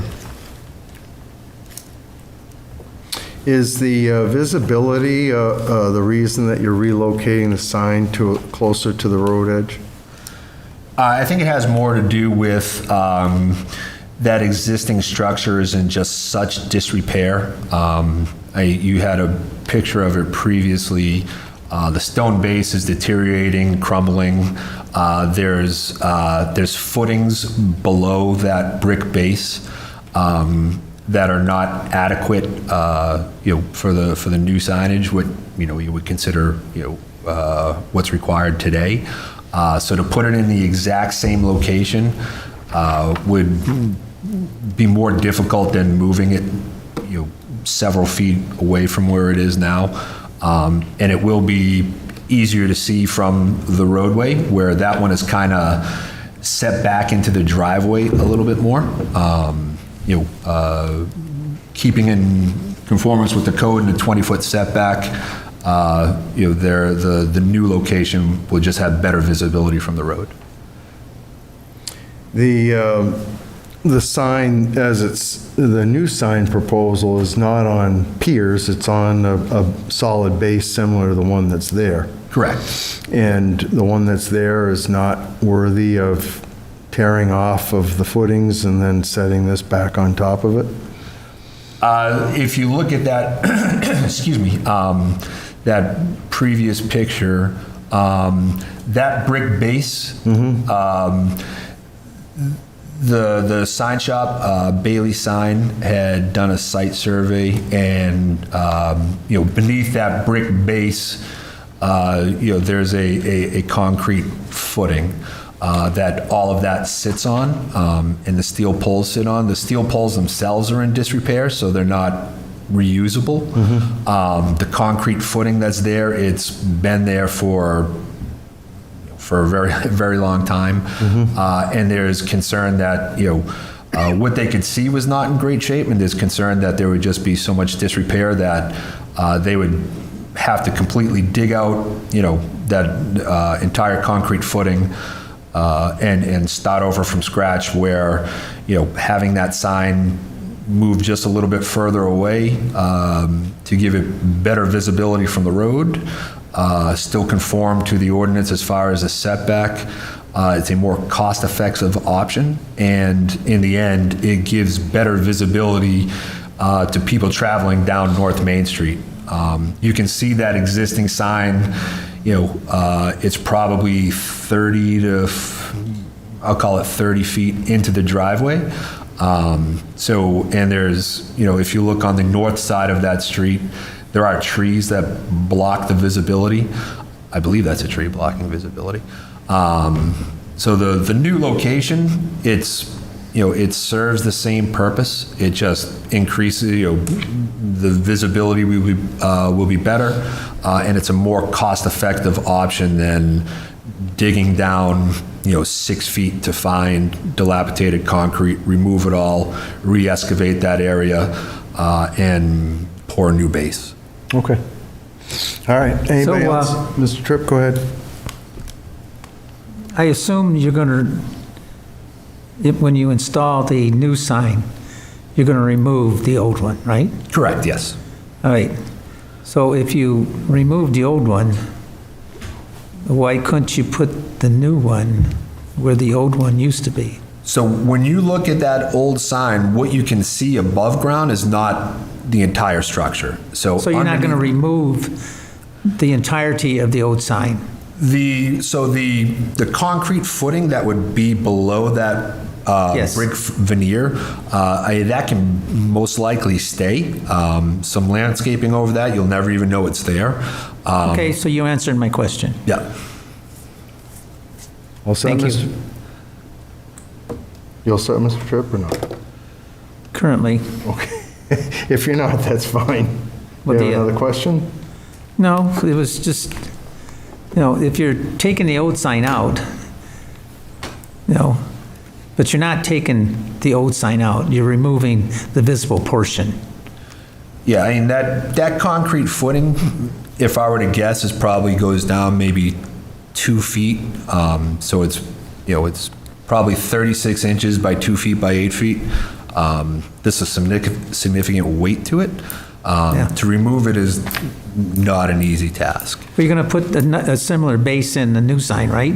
Yes, much easier to break ground on virgin ground than digging through or removing an existing concrete. Yeah. Until you And find that's just the labor portion, just the fact that you have better visibility from the road at the new location is probably the more important reason. Well, better visibility with an electronic messaging sign is one of the bigger impacts or pushbacks that we get, and why it's why it's sometimes objectable. That and people don't like signs in residential areas. Right, right. And, again, just the uniqueness of the property, I don't have the full zoning map in front of me, but there's not a resident that will be able to see that sign while they're home or in their yard or anything else. It's serving the community. It's a residential district with no residents that live within several hundred yards of the display. So the house that's next to the... That's the only one, and Well, then it's wrong for you to say there's no residents in the area. I misspoke, there's one. Well, thank you. Mr. Donlin, you all set? For now, Mr. Chair. Ms. Moore? I'm all Mr. Dietzel? All set, Mr. Chair. All right, very good. Let's take a call to public then. Anybody who wishes to support this application, this will be your opportunity to come forward. I'm not seeing anybody rise for that one. Anybody in opposition to this application, this would be your opportunity to come forward and be heard. All right, gentlemen, I guess you're safe there. Any last questions? I do. Yes, Mr. Donlin. In the digital era that we live in nowadays, could you expand on the need for the digital aspect of this sign for messaging when emails and text messages are so easy to send out to the school?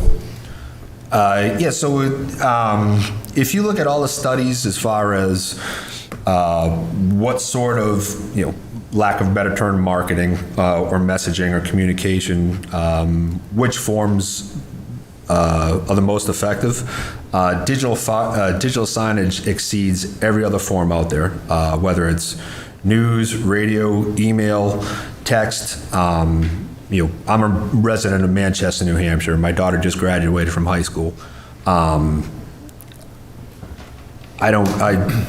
I got over a dozen texts a week from the school district. I never read any of them.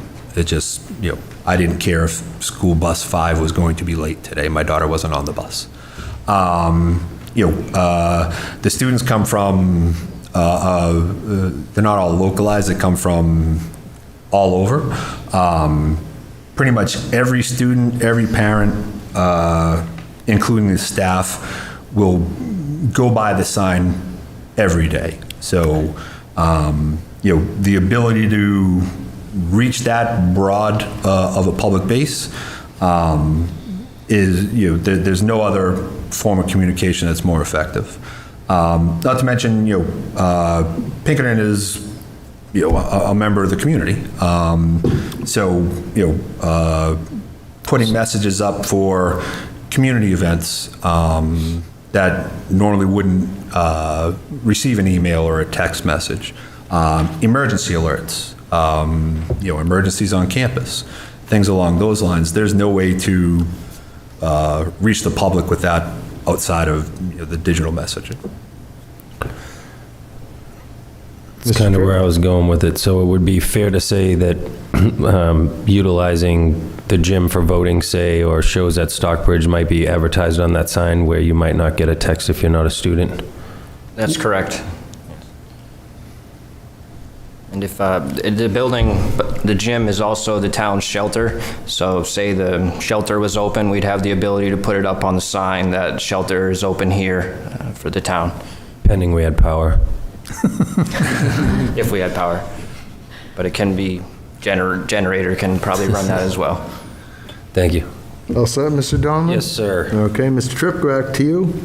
So, do you anticipate the sign usage to include something like what you've shown, home of the Astros?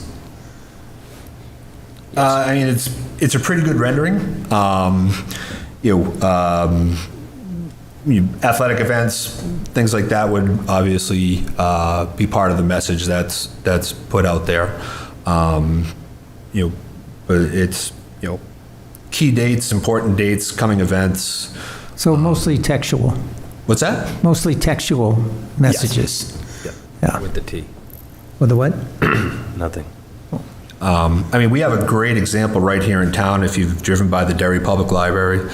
That's a watch-fire digital sign. It's actually a little bit larger than what they're proposing here, which is appropriate because it's set back a little bit further from the road. But I think if you were to look at Derry, the public library, every message they have on there is done in a tasteful manner. It's actually the screensaver on my computer, so it's my favorite picture of a sign I've taken in my entire territory.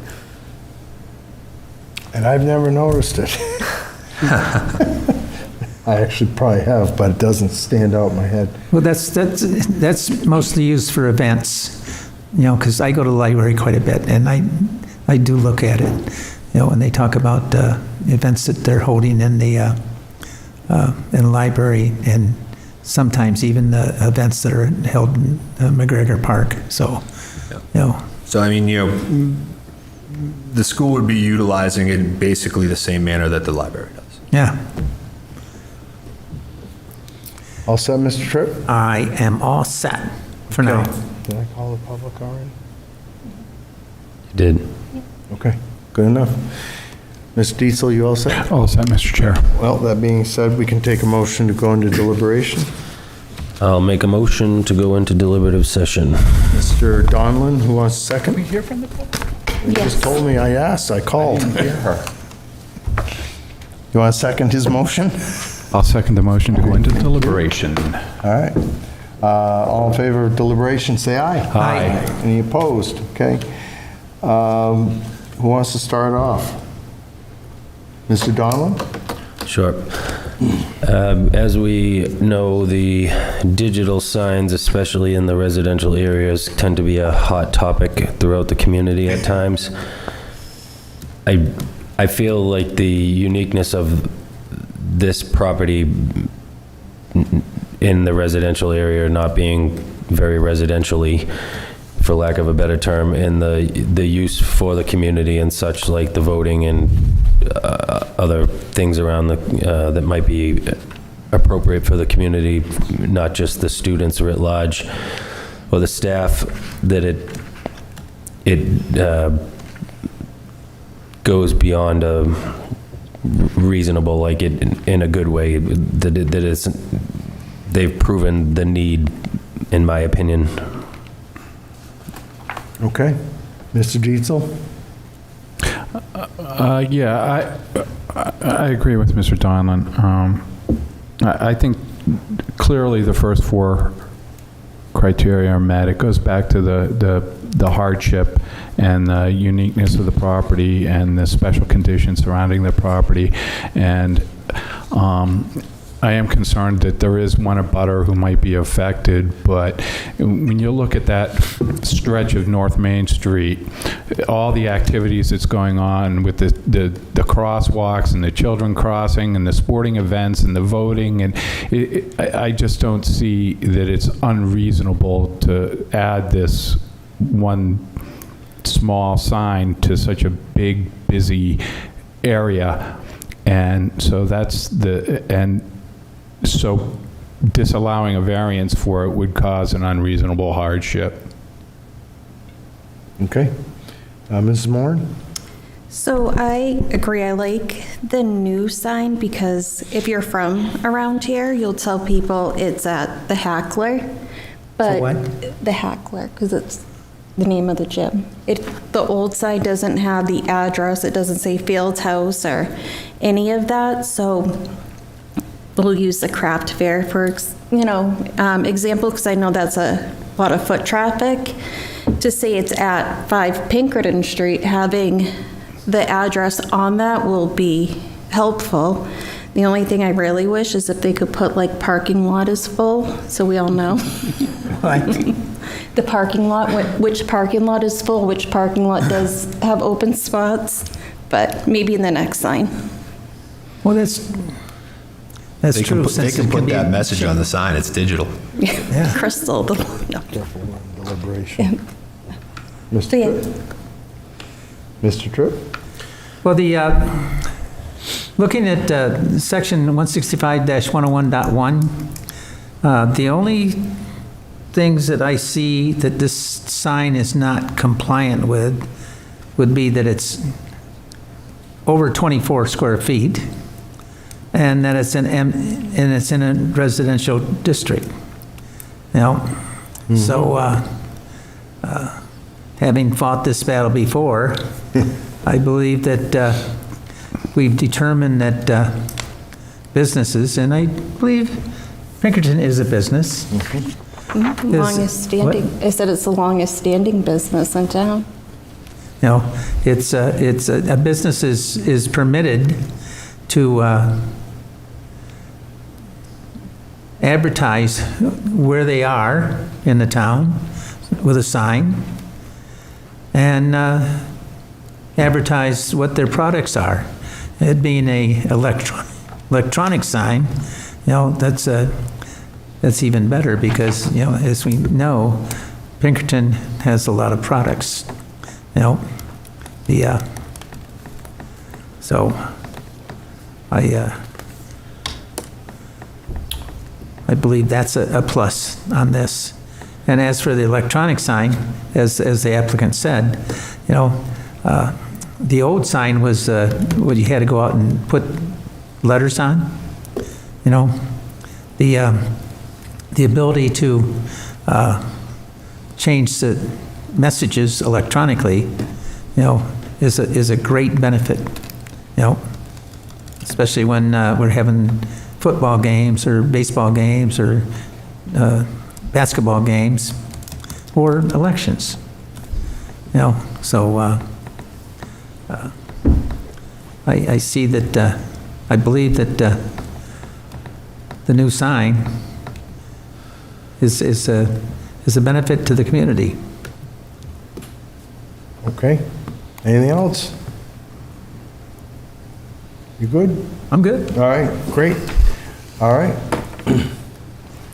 I think weighing out the balance of 5 criteria is something that was established a long time ago before the criteria became so stringent. Understandably, we can see the deterioration of the former sign and its need for replacement. And the question is, you know, how the future continues to evolve and affects that. I don't find that the ask on this is as egregious as it seems that electronic messaging signs are not being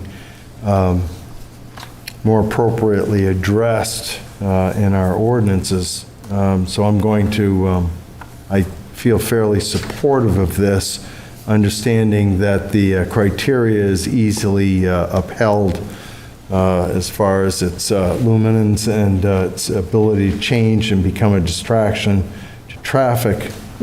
I was a little taken back by the fact that it's not in the same place because that had stood out to me, and I didn't know that to be contrary before we sat down tonight.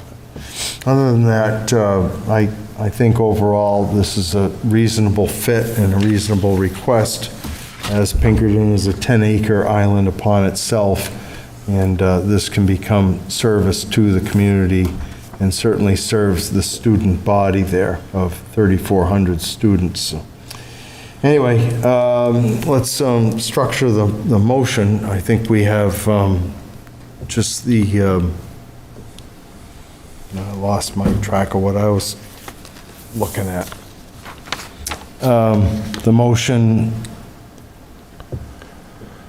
can I borrow your motion sheet for a second? I think I might have figured out where my missing motions went. Subject to obtaining all state town permits and inspections, and the electronic message center sign shall operate in accordance with section described within the ordinance. Does anybody have any other conditions they wish to add to that? Does a sign permit included in the subject to obtaining all state and town permits and inspections? Yes. You got that, Mr. Tripp? I heard that. You saw them, you heard the nod? Yes, I understand. Okay, good enough. All right, we've structured the motion. Take a motion to come out of deliberation, please. I'll make that motion to come out of deliberation. Thank you. Second. Second by Mr. Donlin. All in favor of coming out of deliberation, say aye. Aye. Aye. Any opposed? Mrs. Moran, you have a motion to read. I do, thank you. I make a motion on case number 26-119 to grant a variance to the terms of Article 12, Section 165-101.1 and Article 12, Section 165-101.11 of the Town of Derry zoning ordinance to allow the installation of a 48-square-foot freestanding sign containing a 16-square-foot electronic message center sign replacing an existing freestanding sign. Parcel ID 43001, zoned MHDR, as presented with the following conditions. We have 2. 1, subject to obtaining all state and town permits and inspections. 2, electronic message center sign shall operate in accordance with Section 165.101.11 of the Town of Derry zoning ordinance. And that completes the reading of the motion. I need a second. Second. Seconded by Mr. Tripp. That puts that on the floor. This case was not contested by any abutters, either for or opposed to this application. Therefore, I would ask for acceptance to abbreviate the finding of fact. So moved. Thank you. Second. All right, thank you. Finding of fact for case number 26-119, the applicant desires to replace a deteriorated sign. The application is in medium-high-density residential district. Central to the application is a request for an electronic messaging center where a backlit reader board was before. Electronic messages centers are permitted in 2 commercial zones and the industrial zone only. The board also includes all facts found in the meeting minutes for this application and incorporates all meeting minutes into its finding of facts and decisions. Anybody wish to add any addendums to that? Seeing no gestures, all in favor of moving this vote for this motion for a vote, say aye. Aye. Any opposed? Mr. Dietzel? Yes. Mark their votes, please. Mr. Tripp? Yes. Mr. Donlin? Yes. Ms. Moran? Yes. And the chair will make that unanimous by a vote of 5-0, so congratulations, gentlemen. Anybody aggrieved by this, of course, has 30 days to ask this board for a rehearing, otherwise recourse to Superior Court. Okay? Very good. Thank you very much. Thank you very much. Have a good evening. This next case up is case number 26-120, Ackerman Family Revocable Trust.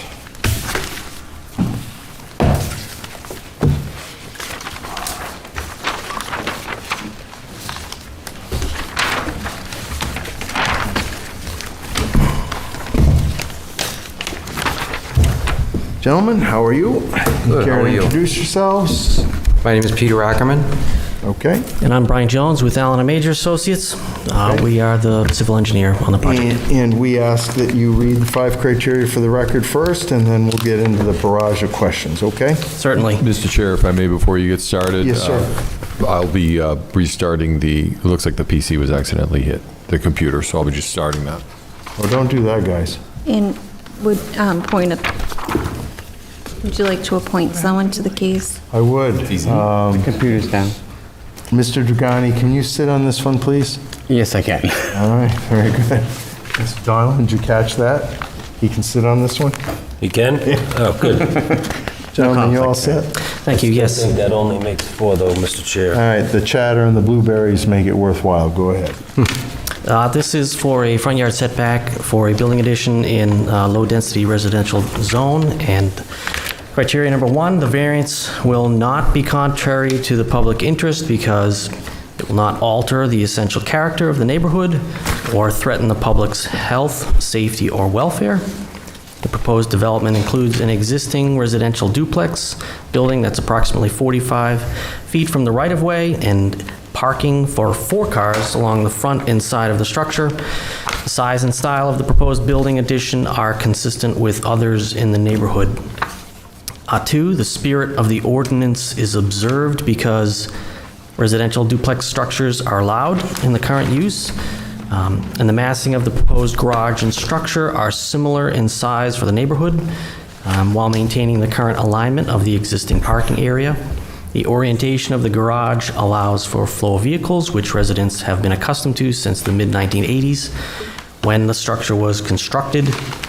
Number 3, substantial justice is done because the site plan as designed is consistent with surrounding uses. Denial of the variance would require the entire development to be extended to the north, resulting in an impact to the existing septic field for the entire project. This would create an unnecessary visual discontinuity and alter the existing character of the neighborhood. The general public does not stand to benefit from denying the request. The lot size is conforming, the proposed use is permitted, and the site plan has been designed to a high standard to protect the interests of the surrounding properties. Number 4, as stated above, the use is allowed and consistent with the neighborhood. The project maintains the existing streetscape and neighborhood character while providing a residential use compatible with surrounding properties. And number 5, literal enforcement of the provisions of the ordinance would result in an unnecessary hardship. I'll read our response. Enforcement of the ordinance provision would require the development to be designed in a way that would make it inconsistent with the surrounding neighborhood, which is counter to the spirit and intent of the ordinance. And I'd add that special conditions of this property, that's not the property. Mr. Preventure? We have the wrong video up there. It's 300 Island. For the next case. Case 120. Apologies. My apologies. No, it's fine. Not a problem. Probably when the applicant bumped the table, right? Pulled up the wrong one when this reset. I was just going to state that there are special conditions for this property. It's wedge-shaped. It's a lot with existing non-conforming frontage, which prevents placing the garage to the side without impact to the existing septic system. I'll turn it back to the chair. Do you don't have anything else you want to add? We can talk about the uniqueness of the building addition. Mr. Ackerman has laid it out. It has very specific uses. Mr. Ackerman, can you enlighten the board as to the purpose of the addition? Well, I think the garage itself certainly speaks for itself. We'd like to have a garage, but over that, we'll have a room that we're going to build for my son who has special needs. He does a lot of home care and a lot of therapy at home. He just reacts a lot better when we do it at home, so over time we're trying to do more and more of that, and this will create a space for him as opposed to being jammed into a very small corner of the basement for a 2 to 4 hour session with a therapist. This is a two-family townhouse, correct? It's duplex. It's duplex, yeah. And what is the actual size of the structure? Because you have about 3 or 4 different size descriptions throughout your whole packet. Do you know the square footage of the building addition? Of the entire? The entire addition or just the garage? Well, you have on your drawing plan, you have a proposed 30 by 30 foot garage. On another document, you have another size designated. It is 30 by 34. And then on, I think, another plan, you have it as a 32 by 34. So this is going to go back to the hardship aspect for me, not because there's different sizes, but because of the overall size of the structure. But I'd like to know what the actual proposed size of the structure is. Sounds like you may have 2 different, maybe there was an old one and a new one. I do not have the plans in front of me, I just have, so 34 by 32. Yeah, so this plan here says 30 by 30. That's the size that we would live with if a variance was granted. The 30 by 30 is? Correct. Is your application size? Yes. So with this structure being the way it is, how does putting this size of a garage, really make sense in this indication? You're coming into and it kind of refutes your testimony, right? Similar structures along the way, but you're coming into this, a 35-foot setback, you're asking for relief at 17 feet. The size of the garage would be a concern, right? If somebody wants to build a 100 by 100-foot house and, on a quarter-acre lot, and then they tell you they need relief, you say, well, you need to build a smaller house, right? It's that kind of philosophy. So for me, I really need to understand why a 30 by 30-foot garage is appropriate on a townhouse and how it fits to the structure that's there. So I think the garage space is obviously of use to the resident, but it's the upper story that is really critical for them, that activity area. Again, I just speak to the uniqueness of this property. It does get pinched in the front. It has non-conforming frontage, which automatically makes it difficult to build in either direction. But Mr. Ackman, again, can enlighten on the actual purpose of the second floor, why it's needed, why it's laid out the way it is. I think, and correct me if I'm wrong, when we laid it out, the 32 feet or 30 feet from the existing structure towards the road, towards Island Pond Road, in order to get two cars side by side and the stairs to go up and down, that kind of brought me to, it backed into the size of the left to the right, or the size of the space towards Island Pond. As far as going deep towards the back of the property, I believe we have enough space anyway, whether it was 30 or 32 or 34. I think that was, I don't think it's you're referring to more of the 32 feet or the 30 feet from the existing home towards the Island Pond Road, am I right? I think that's how it's orientated. Yep. Yep. And I did see in the plans that it looks like you have the staircase built into the back of the garage that would take you up to the top floor, correct? Yeah, there's a doorway, so the two garage doors and a doorway to get in and out, and then that doorway would have a stairway to go up to the top. Yep, I understand. So that ended up kind of backing into a little bit wider of a space as opposed to just two cars or two garage doors, which are roughly 8 feet wide, and then the sides that would go with that. Are you adding on to your live on the left side unit? Yes. Correct? And are you adding on to that habitable space? Yes. As well as the garage? Yes. And who lives in the right-hand side unit? My sister. Your sister, okay. I bought the home in 1999. She's lived there beside me since then. Okay. And so why does the whole structure can't slide backwards? Because this is a pretty big encroachment on a very busy road. Mm-hmm. When you say slide backwards, can you? Well, towards the back of the property, you mean? Yes. I guess it could slide backwards a little bit more.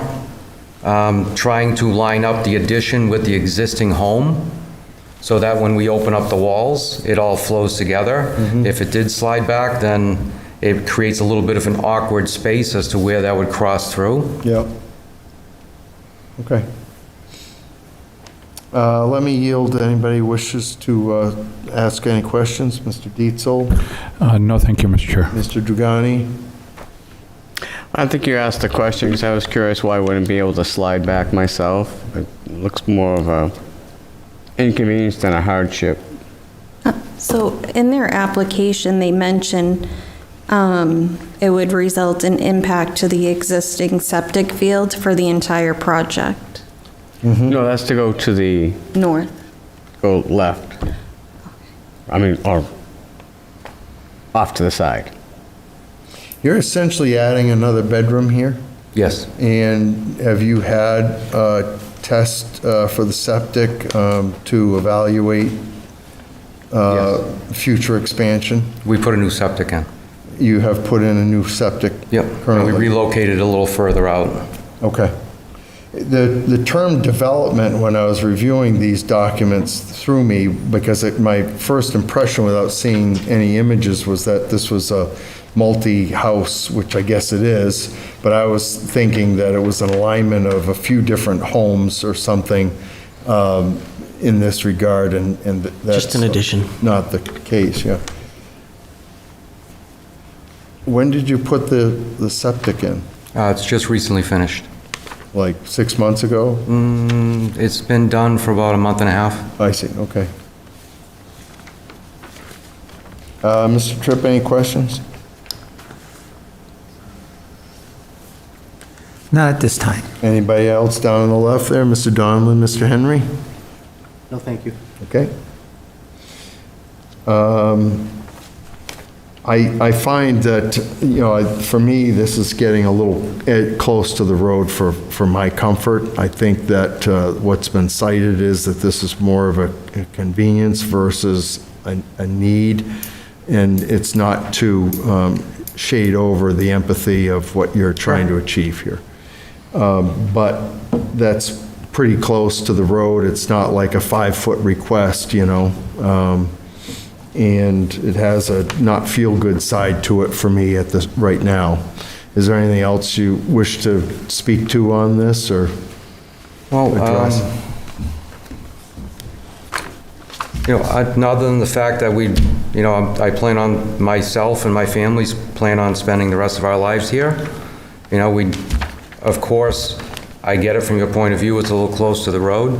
We did try to configure it by stretching it out back further, but then there's not enough room to come out if we came out on the side with a 2-car garage, if that makes sense the way I'm trying to describe it. Of course, we'd love to have the space upstairs for obvious reasons, but that I explained. We'd love to be able to have a 2-car garage there and have the ability to use the stairs to go upstairs. I think, a foot or 2 feet in either direction, I think could be figured out. But I understand, I get it. The most 2-car garages I see are 24 by 24. I see 22 by 24s and they're narrow and just they don't work, but they 24 by 24s I certainly don't like to, I think are adequate. Yeah. And more so if it's a stick-built versus trapped between 2 foundation walls, correct? Sure. And so this seemed to be a little large for me, but I saw the drawings of the stairs in the back.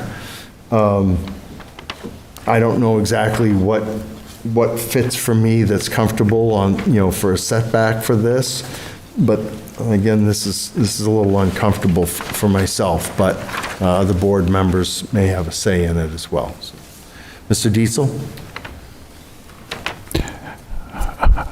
I drove by the property a number of times. I really don't feel uncomfortable with the setback. That particular stretch of the road is fairly visible. I don't think what they're requesting is unreasonable.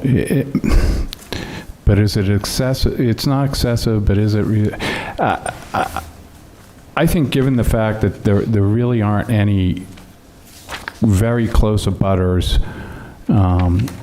and given the fact that there still is a safe distance between with the setback, I think what they're proposing is reasonable, and especially in light of the son, he's going to need, special needs or not, he has needs. He's going to need his own space as he grows, and I think due to the nature of the property itself, I think going back, and he explained why some of those other configurations aren't as desirable, and so I think denying it would cause a hardship, and so I believe that the the 5 criteria are met. All right. Mr. Dragani, anything? Any questions? I mean, I just disagree with Mr. Dietzel. I feel like the garage is not the living space that we're concerned with. It's a garage. And it's encroaching. And we don't know what's the future for that road in the future, if they're going to widen it or not. And if you're already encroaching on a 35-foot, I think it's... Okay. Mrs. Moore, any questions?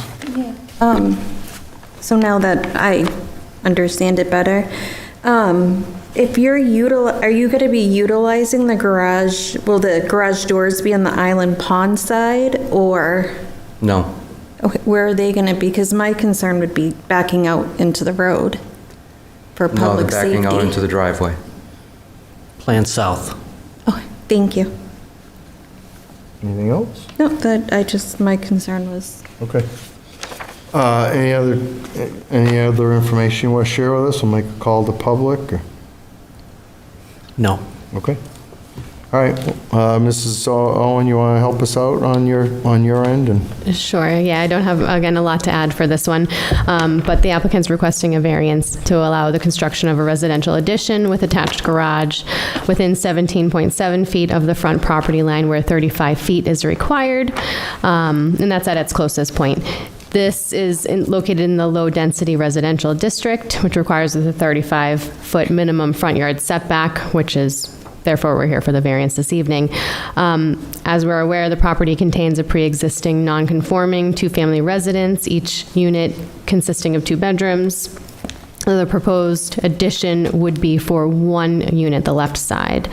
The existing lot of record is 6.01 acres with approximately 145 feet of frontage. If approved, appropriate permits and inspections will be required. okay. Anybody have any questions for code enforcement? Nothing there? Okay. All right, let's make a call to public. Just go through the protocols, statute. Anybody here wish to speak in favor of this application? This would be your time to come forward. Seeing no gestures there. Anybody who wishes to speak in opposition to this, this would be your opportunity to come forward. All right, and seeing nobody on that end, okay? So if there's nothing left to address to the board or anything to say, we can, we'll move into deliberation. You guys all set? Yes.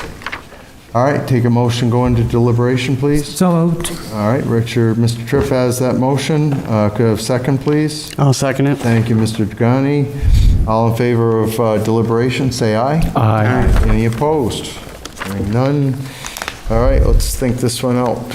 We have the motion structured. We have 1 condition with it, subject to all town's permits and inspections. And does anybody want to make any further comments about it? I think we touched into deliberation a little bit, but Mr. Dietzel, you want to go any further with that? No, thank you, Mr. Chair. Okay, Mr. Dragani? No, thank you, sir. Mr. Tripp, you want to help explain us through this? Well, since the garage entrance and exit is on the side, which eliminates part of the my hesitance to approve a shortened setback.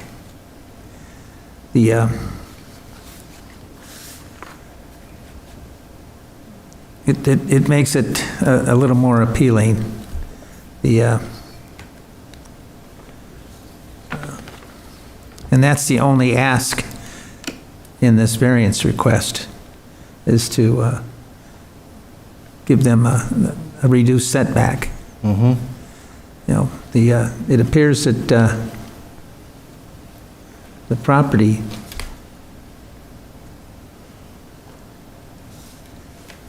what do you is set back significantly from the road itself?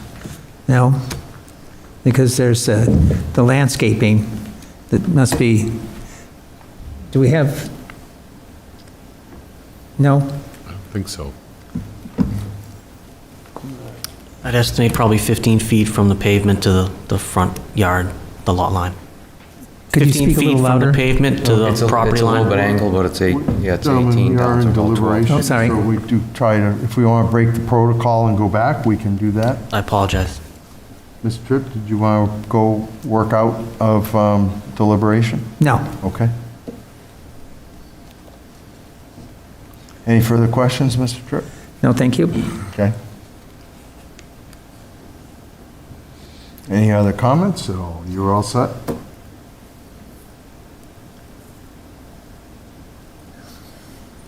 But the only comment I have is, pre-existing conditions are limiting, what you can do to put another building in, if you're interested in being able to provide a walkthrough, from the new building to the old building. So, Well, Mrs. Moran asked a question. That was the orientation of the garage doors to the structure. And the garage doors are coming in on the side where the 35-foot front setback is designated. And that's understandable. And I pointed out the fact that a 24 by 24 garage or 24-foot width garage is probably the narrowest I would like to see a two-car garage. And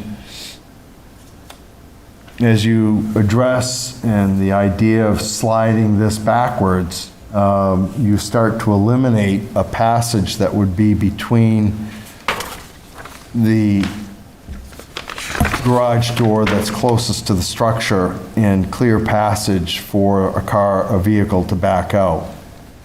I think you were starting to touch on that, Mr. Tripp, or go in that direction. Yep. Mrs. Moran's point is that if you have a vehicle that's at least 17 feet long today, that 17-foot long vehicle backs out, and then if they go any further, they're out on the road. And we try to discourage that, and the construction of homes with sightline clearances that the town stipulates would certainly render this addition not appropriate. But the garage doors come out on the side, and they would back up across the front of the right-hand unit. And you can see that there's a hammerhead for them to proceed safely out of the driveway onto the road. But, my thoughts on this are still that we're at 17 feet for clearance. And, we don't like to see that in a tight neighborhood, let alone on a busy road. That's my position on it, not yours. But I was trying to add clarity to what you were getting at, Mr. Tripp. I yield. And I would just bring up that, we're talking about the garage portion and the hardship of having or needing a two-car garage. Is that more of a hardship or just a want? And, yes, we don't have the opportunity to move off to the the left of the structure because they already did the septic. But if they knew this is a project they wanted to do, they might have waited and figured out the appropriate spot for the septic. I don't know if it could have been moved or not, I'm just saying. I did ask that with the septic company, and that's where it needed to be. excuse me, We're in deliberation. Deliberation, Oh, I'm sorry. sorry, guys. No, it's all right. You were led down the bad road. The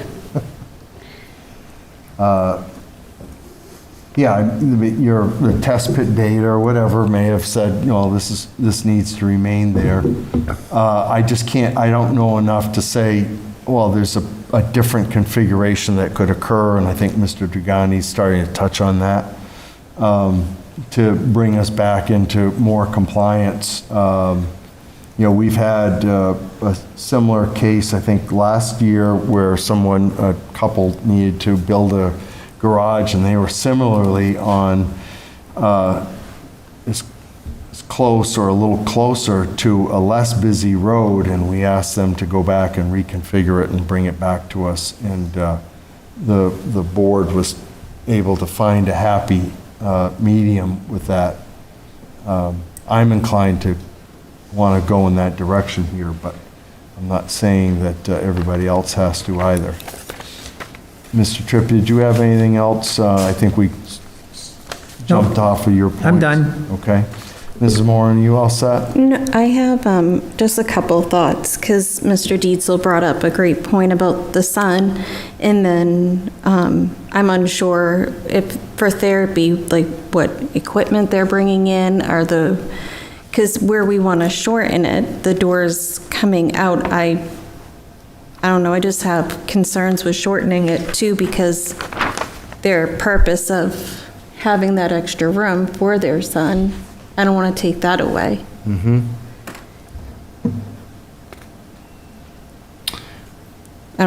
Do they need the extra room to help him in a car, I guess? Yeah, but that's reconfiguring a stairwell that could be direction in any other direction. No, but also too, like, I don't know what they bring in and out for therapy, and just, and I couldn't imagine asking them to move it to detached, especially if they want to use it for a special needs son. I know I would, as a parent, would want to be able to hear. Mm-hmm. Okay. Are you all set? I am.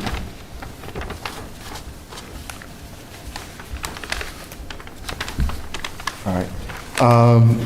Let's see, do we want to come out of deliberation at this point?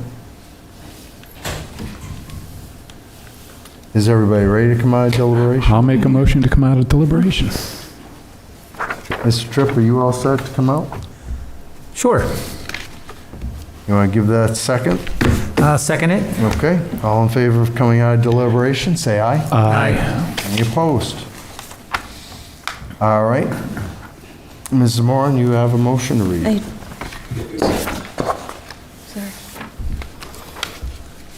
I make a motion on case number 26-120 to grant a variance to the terms of Article 6, Section 165-48.b.4 of the Town of Derry zoning ordinance to allow the construction of a residential addition with attached garage within 17.7 feet of the front property line where 35 feet is required.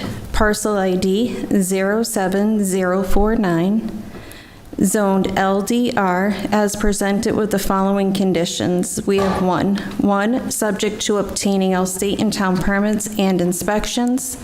And that concludes the reading of the motion. I need a second. I'll second.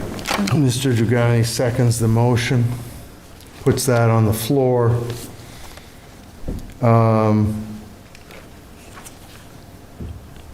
Let's get into finding of fact. Did you want to address a question? No, I was thinking. Okay. Finding of fact, the applicant desires to build into the front setbacks. Required setbacks are 35 feet in front. The application is in the low-density residential district. Parcel is 6+ acres. The current structure is a non-conforming two-family townhouse style home. Are there any other points in the finding of fact that anybody would like to add to it? No? Okay. To the depictions of the application, first is the public interest. The board finds, Mr. Dietzel, you want to start? Public interest? I think it's in the public interest because well, it isn't contrary to the public interest. I think it's remote enough that it doesn't have an effect on the area. Okay. Mr. Dragani? I don't have a problem with the public interest. Okay. You see it favorable in that way? Yes, Or not, sorry, it's not favorable. impeding, correct? Correct. Okay. Ms. Moran? That was my original concern, but knowing that the doors are going to be on the other side, that fixes that. Safety concern? Yes. Okay. Mr. Tripp? I don't find it negative to the public interest. Okay. Mr. Chair, Yes, sir. would you like me to make a motion to extend for 15 minutes? Yes, I would, thank you. So move. Okay. Second? All in favor of extension, say aye. Aye. Any opposed? Okay.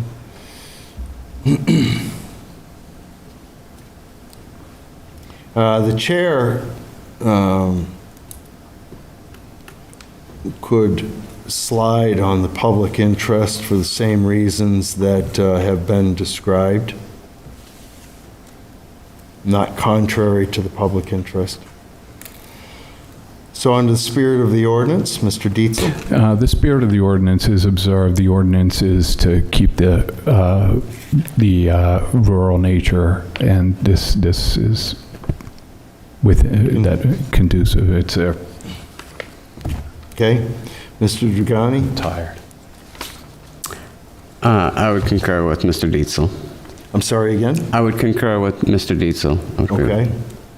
Mrs. Moran? Can you come back to me in a second? Okay. Mr. Tripp, spirit of the ordinance. You feel it's met here or contained or not? Yeah.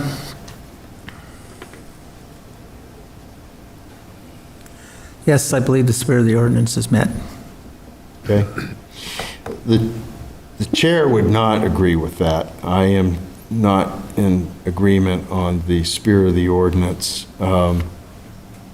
as it is the consistency along the road, I think, and holding all the other parcels to that. I think this drastically drifts away from it for reasons I'm not confident are the best submissions or approaches for this parcel. Mrs. Moran? So that's what I was trying to look up. For frontage, the spirit of the ordinance says that it's basically to ensure there's room for safe driveway placement, emergency vehicles, and if the lot was big enough to subdivide, to ensure there's more placement for a driveway.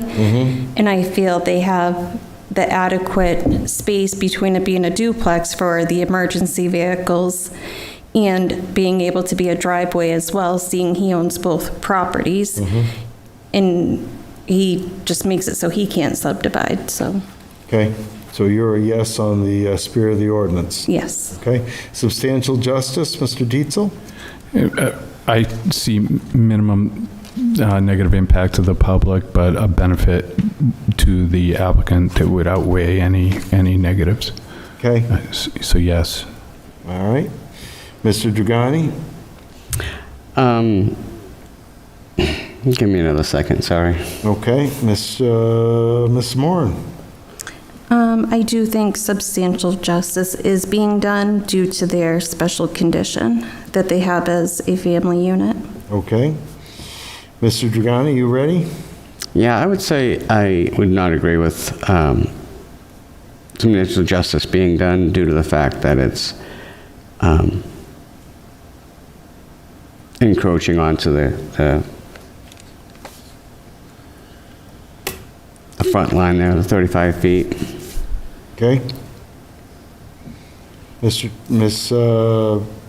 did I miss?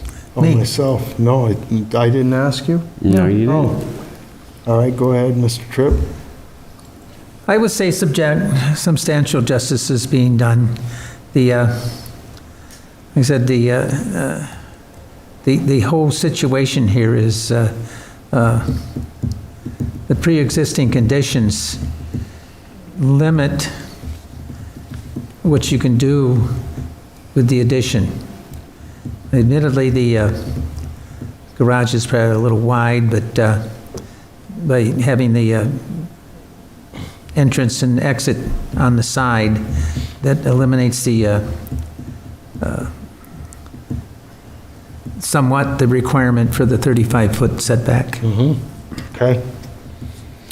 Mrs. Moran, did you answer this already? I did. I said, because of their unique family situation, I feel that substantial justice is Okay. done. And I would say that substantial justice is fair here in their request. The next one is values of surrounding properties are not diminished. Mr. Dietzel. I don't see that there would be any effect whatsoever. It's neutral. Okay, Mr. Dragani. I would agree with that. Okay, Mrs. Moran. I agree with that, but also I looked up the square footage, and half of the duplex would be 1,000 square feet, which is a lot lower than most houses on Island Pond Road, so I feel it could help. Okay, you feel it would elevate property values? It wouldn't diminish. Okay, all right. I don't see this as being a diminution of property values myself. Now, the hardship, literal enforcement creates an unnecessary hardship. That's section A. Mr. Dietzel?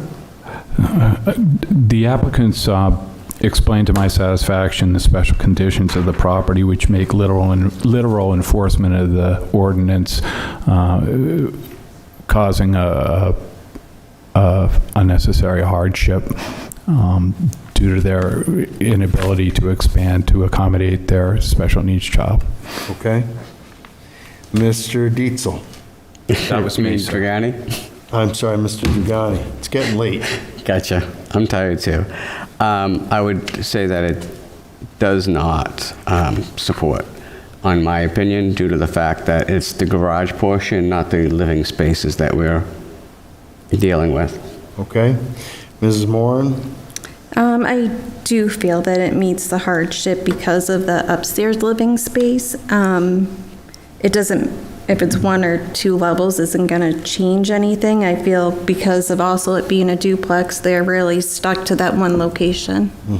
Okay. Mr. Tripp? I agree with Mrs. Moran. Okay. The chair will defer on the, on the unnecessary hardship.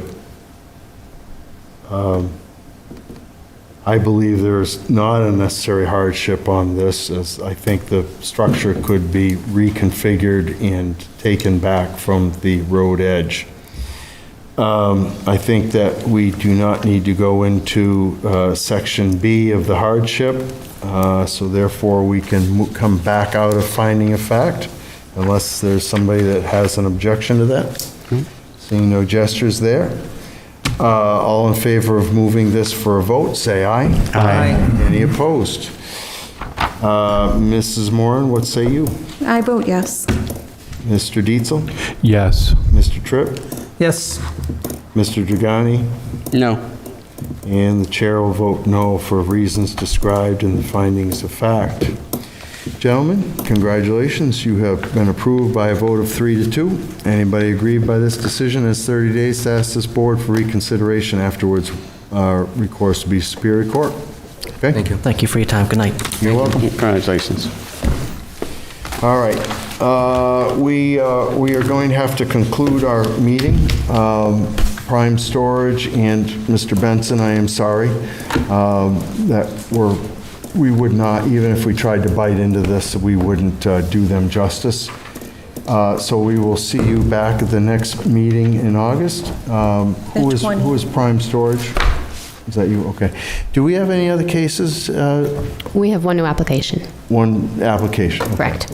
I mean, we can reasonably, we'll discuss this agenda, I guess, but I have no problem with continuing where we're at and letting the other individuals fall in afterwards that we've tabled. Sure. I think that works for me. They may not have resolution by then, but hopefully they do, and we can continue to clear the docket, so. We'll table, all in favor of tabling case number 26-121 and case number 26-122 to the next scheduled meeting, say aye. Aye. Any opposed? Very good, thank you. Sorry, gentlemen. And I seconded it. Who seconded it? Me. You did. Very good. Ms. Moran seconded it. I saw you nod your head. I think I made the motion, so. 820. All right.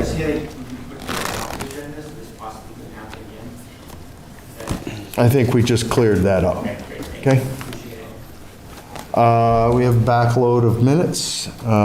We have an email from Mr. Corbett, who's absent, that he's, has no objection to us approving these minutes. Mr. Donlin, would you sit for the approval of minutes, please? Yes, sir. All right, so I need a motion to approve the minutes for May 7th, 2026 as amended. So moved. Thank you. A second, Mr. Donlin? Second. Thank you. All in favor of that, say aye. Aye. We have a motion, we need a motion to approve the minutes for May 21st, 2026 as amended. So moved. Mr. Dietzel, is that you? Yes. Yeah, Mr. Dragani, you want to help out? I'll second it. Thank you. All in favor of that, say aye. Aye. Any opposed? I'll abstain. You abstain, okay. Was it, what, you were out 6-4 or 5-4? That was my birthday. Oh, 6-4 was? No, May 21st. Yeah, that was his grandson's Okay, graduation. that's right, all right. Approval of the minutes as amended for 6/4/26. So moved. Mr. Donlin? Second. All in favor, say aye. Aye.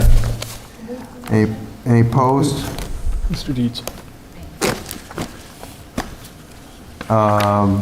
Approval of minutes as amended. Do you have any amendments on 6/18? No. So moved. What's that? So moved. Well, as presented, I guess. 6/18 as presented. So moved. Thank you, Mr. Dietzel. Mrs. Moran? I'll second it. Thank you. All in favor? Say aye. Aye. Aye. Any opposed? Aye. Can I make a motion to adjourn? Is there any other business? There is not. Yes, you may, Mrs. Moran, make that motion. I make a motion to adjourn. I second. Before we go, it's blueberry season, so all of you should get out and pick your blueberries. I already have. I transplanted my plant, so I got none this year. No, blueberries texture is gross. All in favor of adjournment, say aye. Aye. Any opposed? Have a good night.